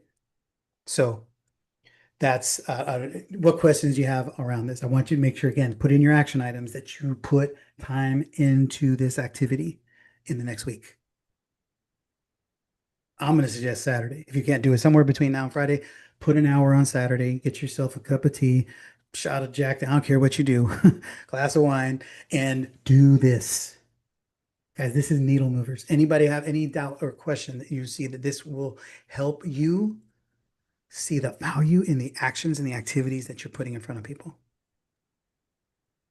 Yeah, to share what this is you working on your business, right? This is you committing to your business and through the lens of obsessing about your clients' problems. You know, Eric, we were on a call a few weeks ago and I learned things about why it's important in the work that you do with you know, cities and their tourism boards and things like that. And I was just thinking about that this morning. Like if I was to go travel to Nashville and spend a bunch of money, yeah, I'm supporting those businesses. I'm also supporting the tax base, which goes to parks, which goes to schools, which goes to streets. Like you know this stuff and you know the problems more than they do because they're in it. And so this is your ability to just show up as this freaking genius. They're gonna go, oh my gosh, how do you know all this stuff? Because I obsess about your problems. And then it allows you to have sales conversations that are truly based on what people want, where they're suffering, where you can take them, and having zero to do with your 90-day program, your modules, the time of your calls. Like none of that matters. Yeah. And even if you don't know more than they do about their problem, you know everything about their problem. Because if you are truly the expert of their problem, you're gonna have nuance and angles to it that they don't, right? Think about how many businesses that we come across with all the trainings we do, all the talks we do, all of the clients that we have, all of the exposure. You have your problem and your only perspective is the problem you have. We have the perspective of 1,000 other businesses having a similar problem and what we've done to solve them, or some case more than that. You have that same thing. They only have their perspective and their solution. You have the whole world of expertise that you bring to be able to help them see their problem in a different light. And you can shape the narrative over what that problem actually means and what the solution will do and what not solving it will cost them, right? The cost of the investment should never be the issue. The cost of inactivity should always be the issue. That's the only thing I care about. I don't care if it's 10,000, 100,000, or $67 a month. I'm mostly concerned with what cost are you paying by not hiring us? That's it, because there is a cost. And that's the gold. That's what people are investing in. Is the fact that, Lisa, you've worked with thousands of people over the past 10 years. You know everything about bodies and their minds and the importance of being outdoor. Eric, you've worked with hundreds of cities across the nation. Sherry, tons and tons of clients, and you're running really, you know, running your own businesses. That is what they are paying for. Not your time, not your modules, not your program. They're paying for this wisdom that there's no way they would be able to know it. We've seen the same problem in hundreds of different companies. And each time we see that one problem in a scope of 5 different companies, there's shades of gray and iterations as to how we solve that problem. Because there's different humans involved, there's different strategies, there's different technologies. That's gold, gold, gold, gold. All right, questions on these? All right, again, make sure that this is something you're putting attention to. These are game changers, guys. This is the kind of thing that, like, I look for where we spend our time. I'm always looking for ROI of outcome and activity, right? And these are the kind of things that you 1 unit of input gives you 10 units of output.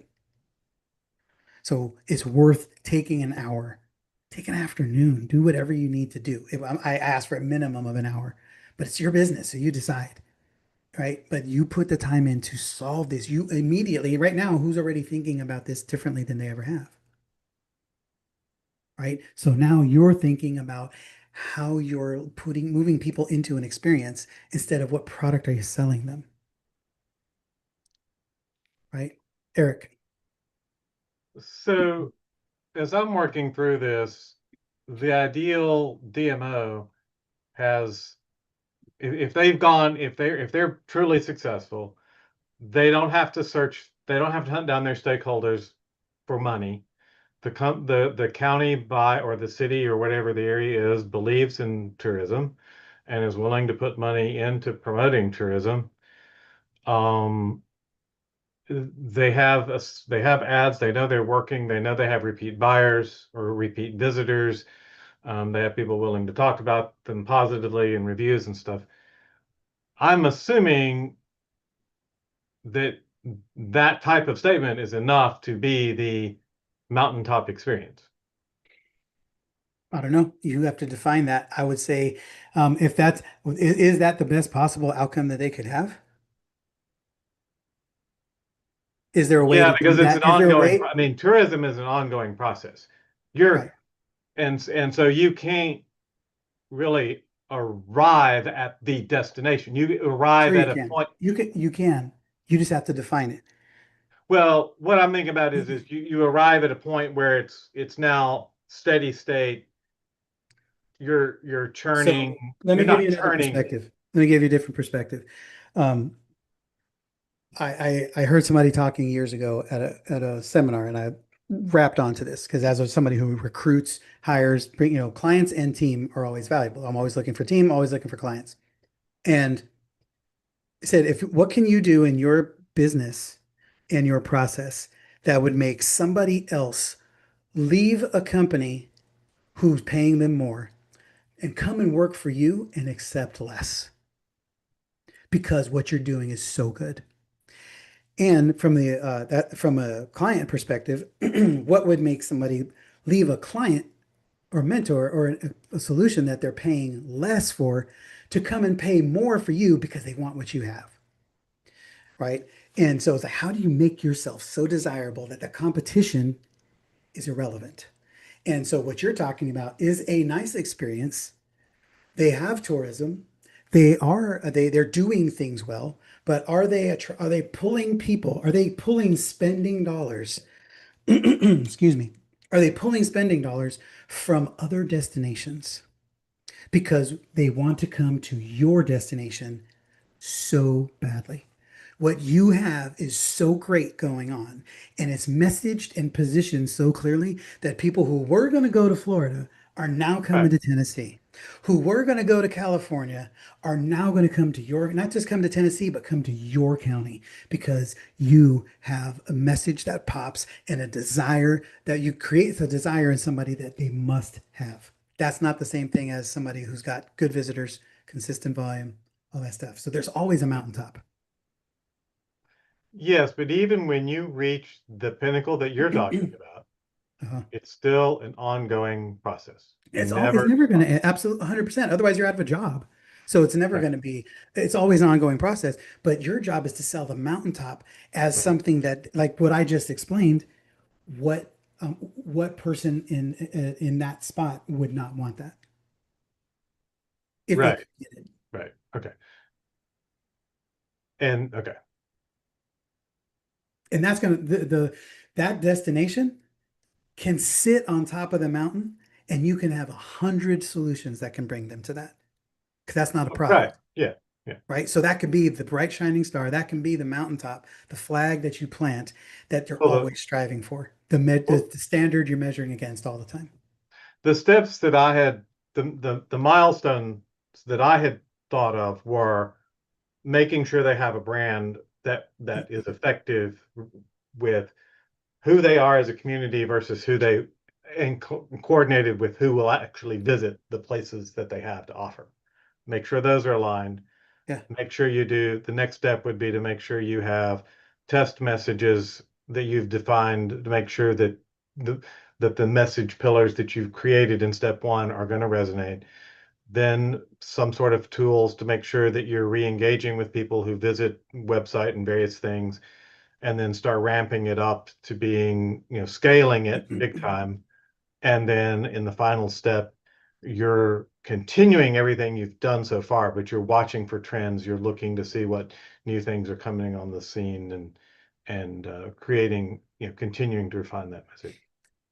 Yeah, I think those are good. Those feel a little bit transactional. The branding piece, definitely, that's benchmark one, or two, it's an early Right, benchmark that you can quantify, and that's a good win for them, right? And then, the online presence to go that matches the brand, right? So we're going to right, supersize your website or whatever you're turbocharge it, or however you're going to frame it, right? And then so you're going to give them things that can be deliverables along the way, and all of things that are necessary to become the kind of destination that people cancel plans to other destinations to come right. to yours, Okay, right? So either that, or like another way would say, like, to ensure that yours is a must see destination while they're on the way. Like if I'm going to Florida, I'm going to go out of my way to go through your neck of the woods to make sure I come to your destination, even though it takes me 300 miles off my trip.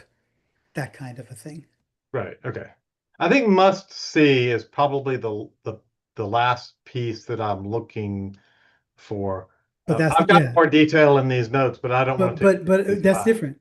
You could say must see, and I'm good with that. Again, I wanted to have no vanilla in it whatsoever. A Right, mountaintop experience has to be something exactly that, meaning the best possible outcome. So must see is good.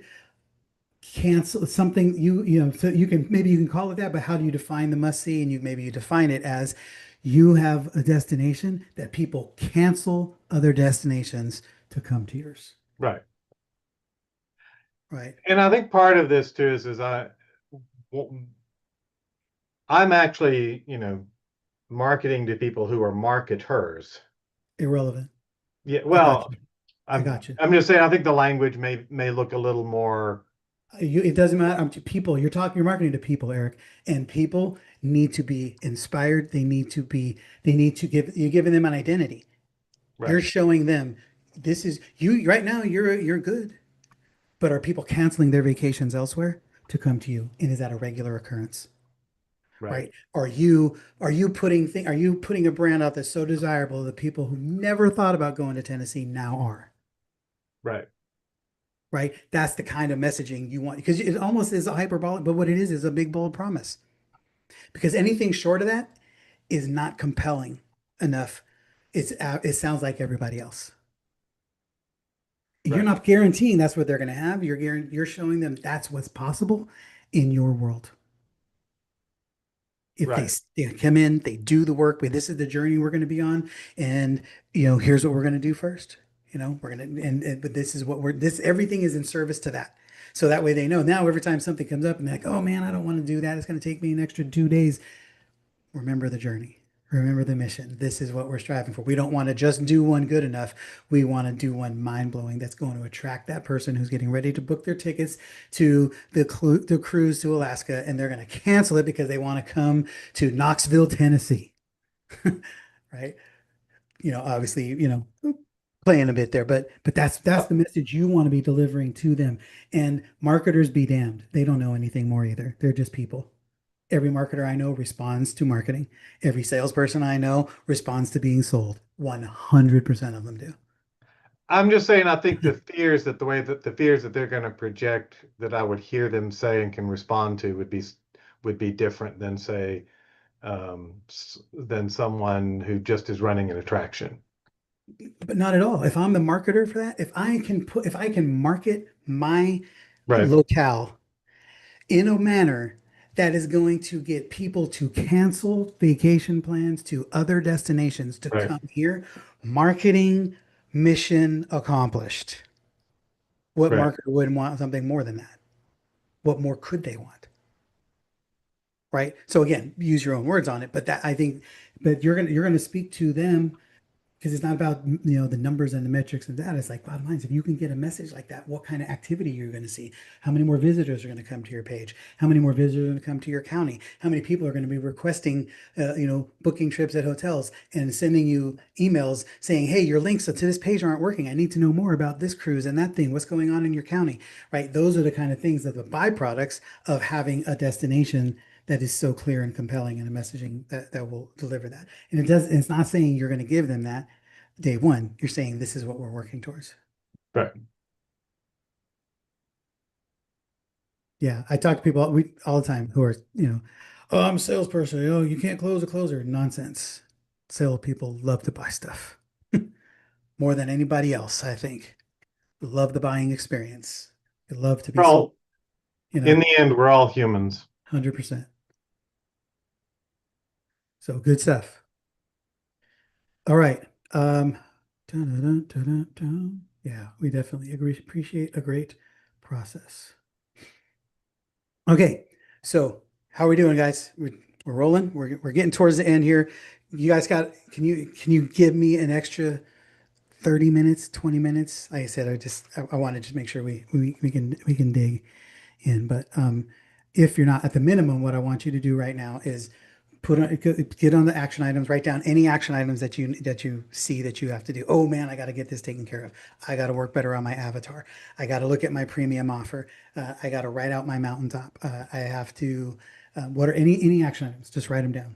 You're not going to do them all, but you got to start capturing them all so you're clear, and then you can prioritize them. And then what I'm going to share with you the invitation for us to being able to support you. If you're seeing stuff in what you're hearing right now in the last hour and 40 minutes, that um, that that we understand how to help you get where you're going in the sales and growth game, then I really want to invite you to have a conversation with us. With with the sale inside of our business builders inner circle, at the minimum step to step into is again $67 a month as founder price. We do all these workshops. Right? We got invited for free here, but typically everybody has to pay to come to these. You either get bonused into something else that you bought, or you pay to come to these.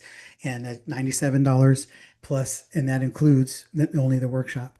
With the Business Builders Inner Circle, it includes the workshop, it includes monthly masterclass, it includes closing with certainty, which is sales sessions led by me and our sales strategists like Carrie and other rock stars that we have here. And then we also have those get it done sessions, implementation sessions with Cindy. So you show up, and instead of just collecting a bunch of notes and ideas, you get stuff implemented and executed and get done for $67 a month. Even if you only showed up to one of those four a month and you can't get an ROI on $67, then you should probably quit business because you're not good at it, or we're not doing it right. We're, as you can see, we're delivering exactly what we deliver to our 6-figure clients, to our 5-figure clients, and we don't hold back. We don't know how. We just teach what we know. It's what we do, right? And then if you're ready to take a deeper dive on that, then join us in our SOAR program. And the SOAR program there's literally 8 sessions available per month. We meet 3 Wednesdays a month and break down your sales process, your sales conversation. What are you doing in the sales game, the business growth game, so that we can get the P7 frameworks implemented in your business, getting you systemized, structured, the right people, the right pipelines, the right process, the right plans, and the right pitching involved, so that you're making offers and you're being effective and you're growing. You're growing as a person, and your company is growing as a team. Your presence and your positioning is going through the roof, right? And it's a journey. And we have the calls on Wednesdays. We do the closing sessions with certainty sessions. We do role play sessions once a month. We have branding sessions with our branding partner, Brand Butler, and Adrian Butler. His company used to be Agent Agency. And we're just here to help you grow and win. We're here for you to win and implement and execute so that your business becomes one that delivers freedom and profit, which is the reason you got into business. Because I know you didn't get in business to chase leads and sales, because nobody I know does, right? So have a conversation. Cindy, our team will drop a link in here so you can book a call. Let's have a conversation about how this fits for you. And let's get moving after it. The Business Builders Inner Circle, the first 100 people that come in are at the $67 price, and then that's going to go up to 107. So right now we're just trying to make it. We literally we were going to do it for 97. We played with other price points. We just wanted this to be such a stupid no-brainer that you can't say yes. You can't say no to a $67 offer. Just get in and start winning and let us help you. Be part of the community, part of this tribe, part of the solution, and start getting on the path to proven success that we're here to help you with. All right. So look forward to those conversations and let's help you. So let's jump into the rest of this here. So the next part, so again, I just wanted to make sure you are seeing the mountaintop experience. I want to highlight the bottom part of this here, and we're not going to dive into this today, but this is something that we do work on. And the bottom line here, I want to show you what these lines are. So the bottom line, we call it very creatively the red line, and these are red line behaviors, right? The things that are on the ascent, the high value, low cost behaviors. So everything you're doing there should be high value, low cost. Even if it's high value, high cost, at least it's got an ROI to the action. On the bottom is the stuff literally that just are your pet peeves. So what you want to do is you want to have a journey that includes all the stuff you want your people to stop doing and not do. What are the things they do that cost themselves, right? You shiny objects, new ideas, quick fixes, doing it yourself, reaction hiring. We talk to people all the time. They thought they're just going to hire some salesperson and their whole business was going to turn around. Even though they don't have any systems or structures or processes or their offers aren't doing right. There's too many things. They're reacting to what's happening in their life instead of growing a business according to a plan and a strategy, right? They're listening to the wrong people. One of my biggest challenges and pet peeves, the word I hate to hear the most from our clients is I was going to a mastermind this weekend, right? Because we already know you're going to come back and everybody in your mastermind is going to tell you, you need to do a launch this week, or you should do a 3-day event, or you should hire this person, or you need to do this AI. It's like that person knows nothing about your business. That person is not invested in your business. They don't have any stake in whether or not this works. They just want to share an idea, and now you're all gung ho. We don't want that. We want to make sure that we can prevent and control that. And we want to make sure that we bring you the right solutions at the right time so that you know what is going to benefit you based on where you are in your growth, right? We want to make sure you're not just burning money with churn because you're just throwing money at every single idea out there. We want to make sure you don't go into an undercharging sprint, which is what most people do when things aren't working well. That's one of the first things we do. We drop our prices and then we just start having a race to the bottom. And so instead of recognizing that the less people pay, the less they pay attention, the less they respect you. Price is a communication of value, absent the value itself. Okay. So don't lower prices and don't undercharge because all that leads to is you losing, right? And your job is to be this gray line. This is us. This is Gain the Edge. We are here to ensure that while you're doing this in your journey, you're not doing this and you're not crashing. You're just building and growing the daily pains of growing business. Okay. So that's what you want to be thinking about in your lifetime journey too. What are the things you don't want them to do? And how do you infuse that into your journey? How will they know you don't want them to do that unless you bake that into your journey? Do you do that in videos? Do you do that on a podcast? Do you do that, on your YouTube channel? Do you do that? You bake that into just how you talk about the offer? Do you bake that into your solutions? When you're in your solutions, do you promote your other things?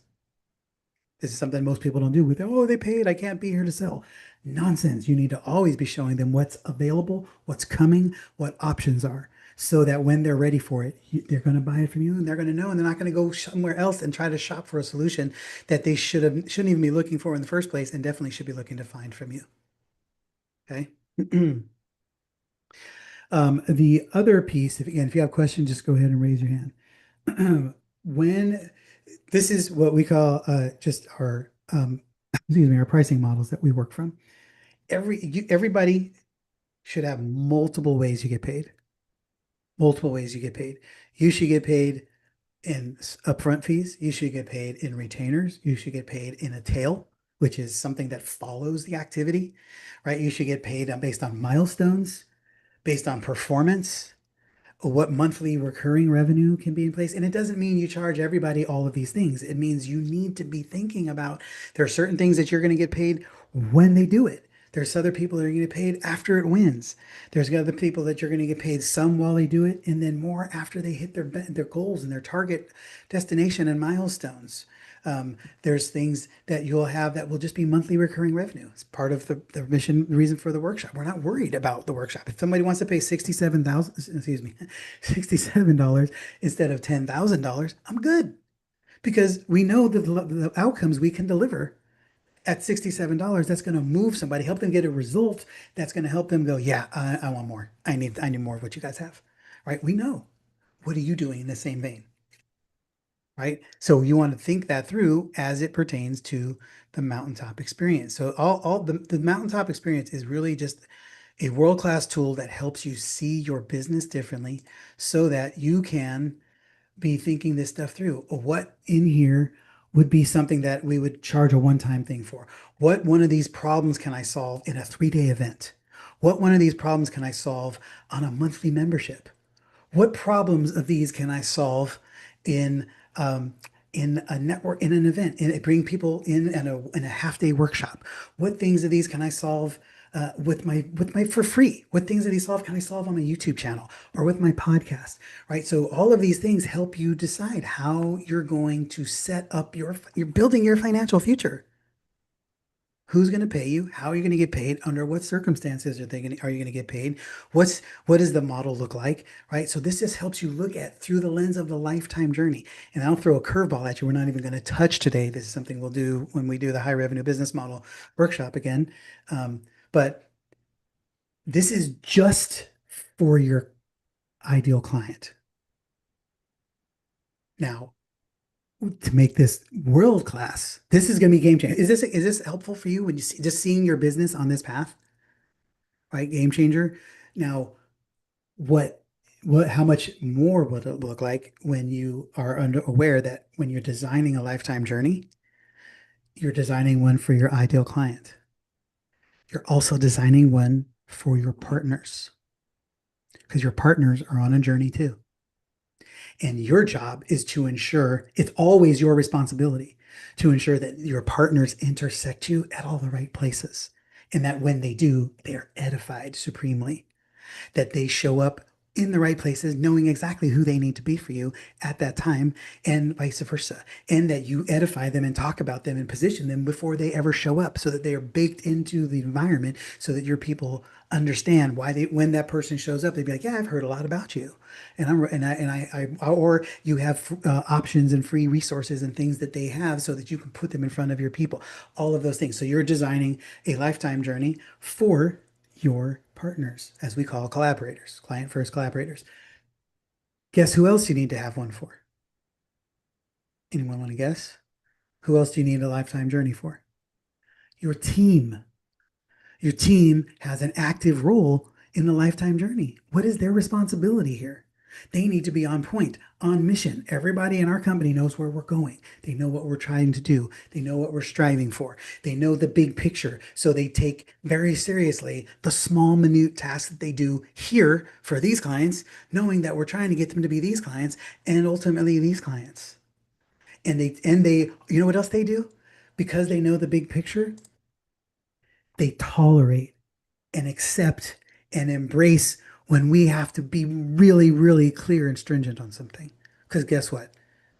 One of the best lines I heard recently was when you're a growing team or looking for a place to work for a company that you can fight well with. That you can fight well with. Because if you don't think you're going to have struggles in your business as you're growing it, you've never been in business before. Right? So you're going to have issues and have issues with somebody that you don't mind fighting with because you don't hate them or you don't, it's like somebody you can still respect and get down in the dirt together. Right? Our team is that. Our team is world class and they're rock stars and we love them and we believe in them and we do everything we can to support them. And sometimes we got to take a piece of their behind. Just the way it works. Sometimes they got to get a foot in the butt, however we give it. And they take it and they deal with it because they know they have the same sense of ownership of pride of this being a world-class organization that is taking people to the mountaintop and delivering free profitable companies. They know it. They know their role. They know what they do and how important it is in that role. You're designing a lifetime journey. It doesn't mean you just talk about it. You have to think about it. Where our Mentor Mondays, for those of you who are participating, that was created so we can support our team to becoming the best leaders they can be so that they can serve our people, you, even better. And then we decide, well, how else can we leverage that? And we started offering it to help your teams, our VIP clients' teams, to also become better leaders, etc. But we're designing things in this journey. We're designing events and tools and resources and structures that help our team better manage and navigate the mountaintop, so they know how they fit and how it works and how it goes. It's a lot of work, which is why this is not a 6 month experience. This is a journey. And it's, you always hear is it the destination or is it the journey? And I've heard a lot of people lately getting more into it's the journey. I don't think it's either. I think it's the person you become while you're on the journey.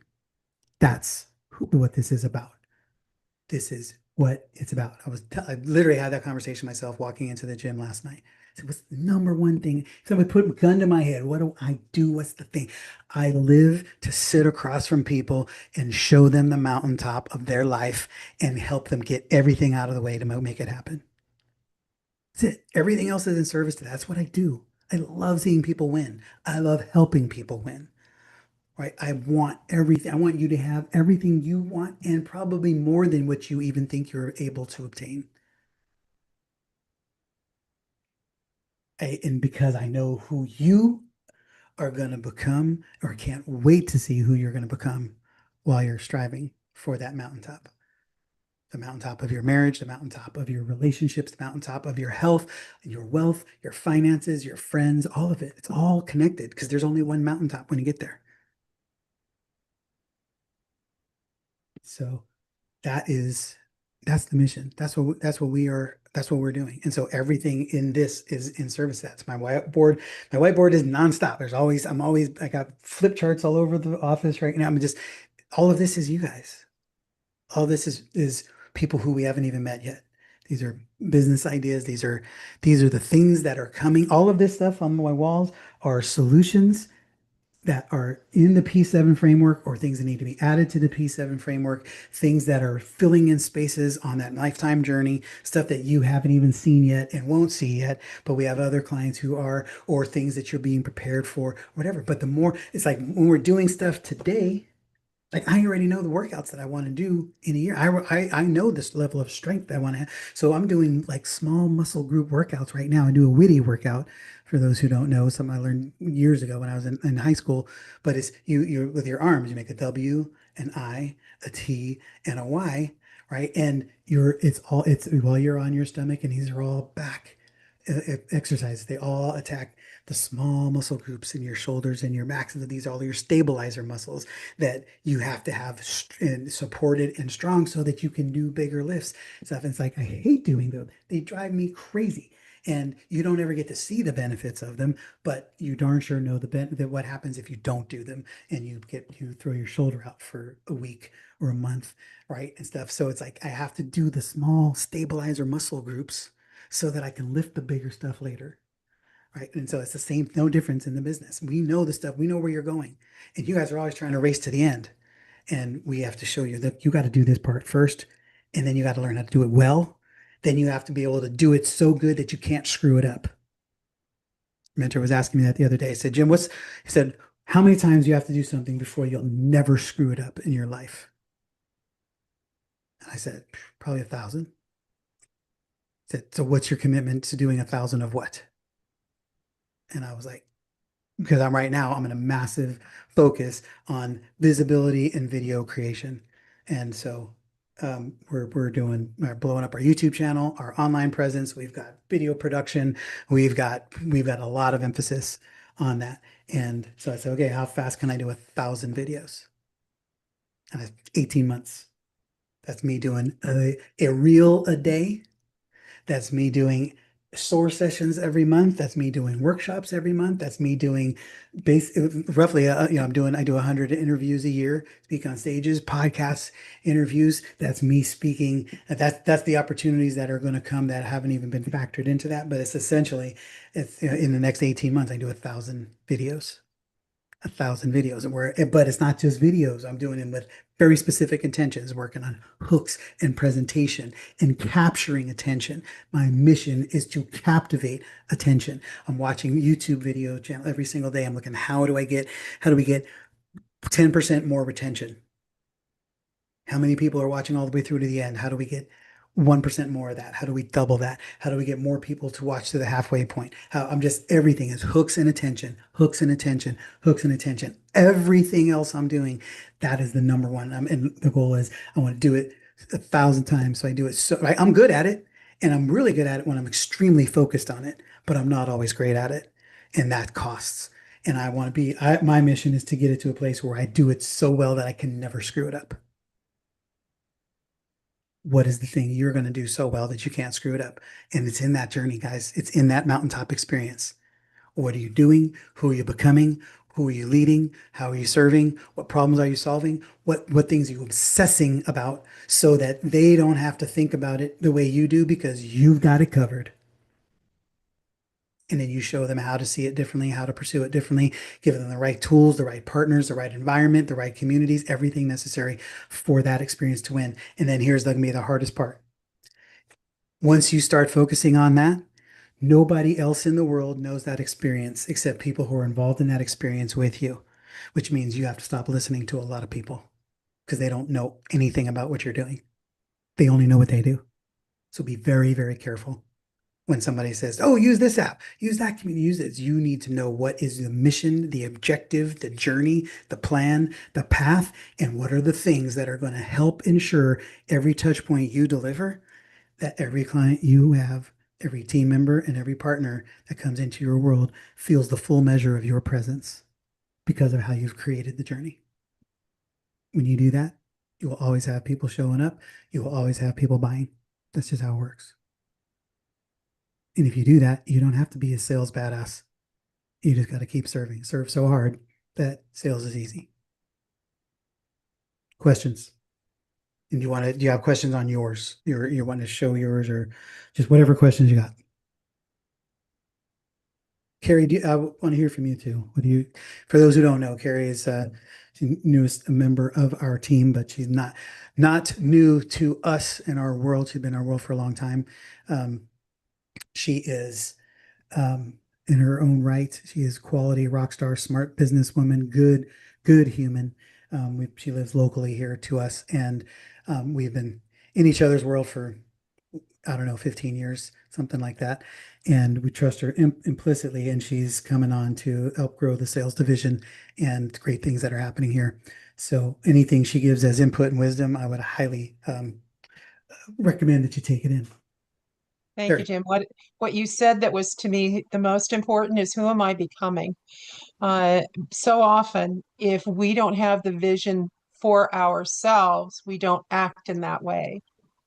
So holding that, knowing, that's why I wrote, know what it says on that flag on top of the mountain that you have there. What does it really say? What's that vision that I'm holding for my company?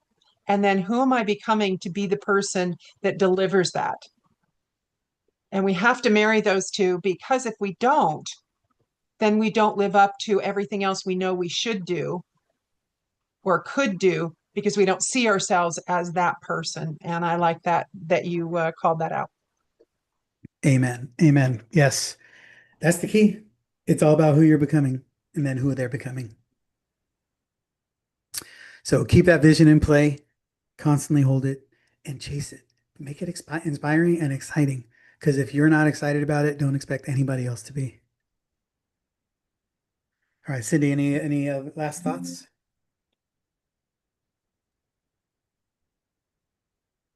Really, I mean, this is the work, right? We're building businesses. We're building something that's sustainable, that serves and supports and benefits you. I think one of the flags that Jim and I wave and why we're so committed to business owners is so often we are just working for our business and our business isn't supporting and serving us. You are not reaping rewards. You're not paying yourself enough. You don't have the time off. You don't have the team because you're not growing your revenue at a steady and powerful pace. We're all just working too hard to not freaking enjoy the fruits of our labors. And that's Amen. the purpose of everything we put out there so that you are growing and growing and growing into your purpose, into all that you can be. And you're bringing people with you. Like that's what you're on the planet for. Jim and I have our own gifts and our own superpowers, and we're bringing people with us, and you all have your own.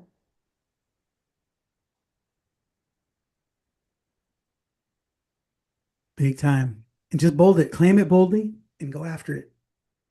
Because that's the big one of the biggest missteps that I see for a lot of entrepreneurs is just you're not claiming your greatness loudly enough, clearly enough.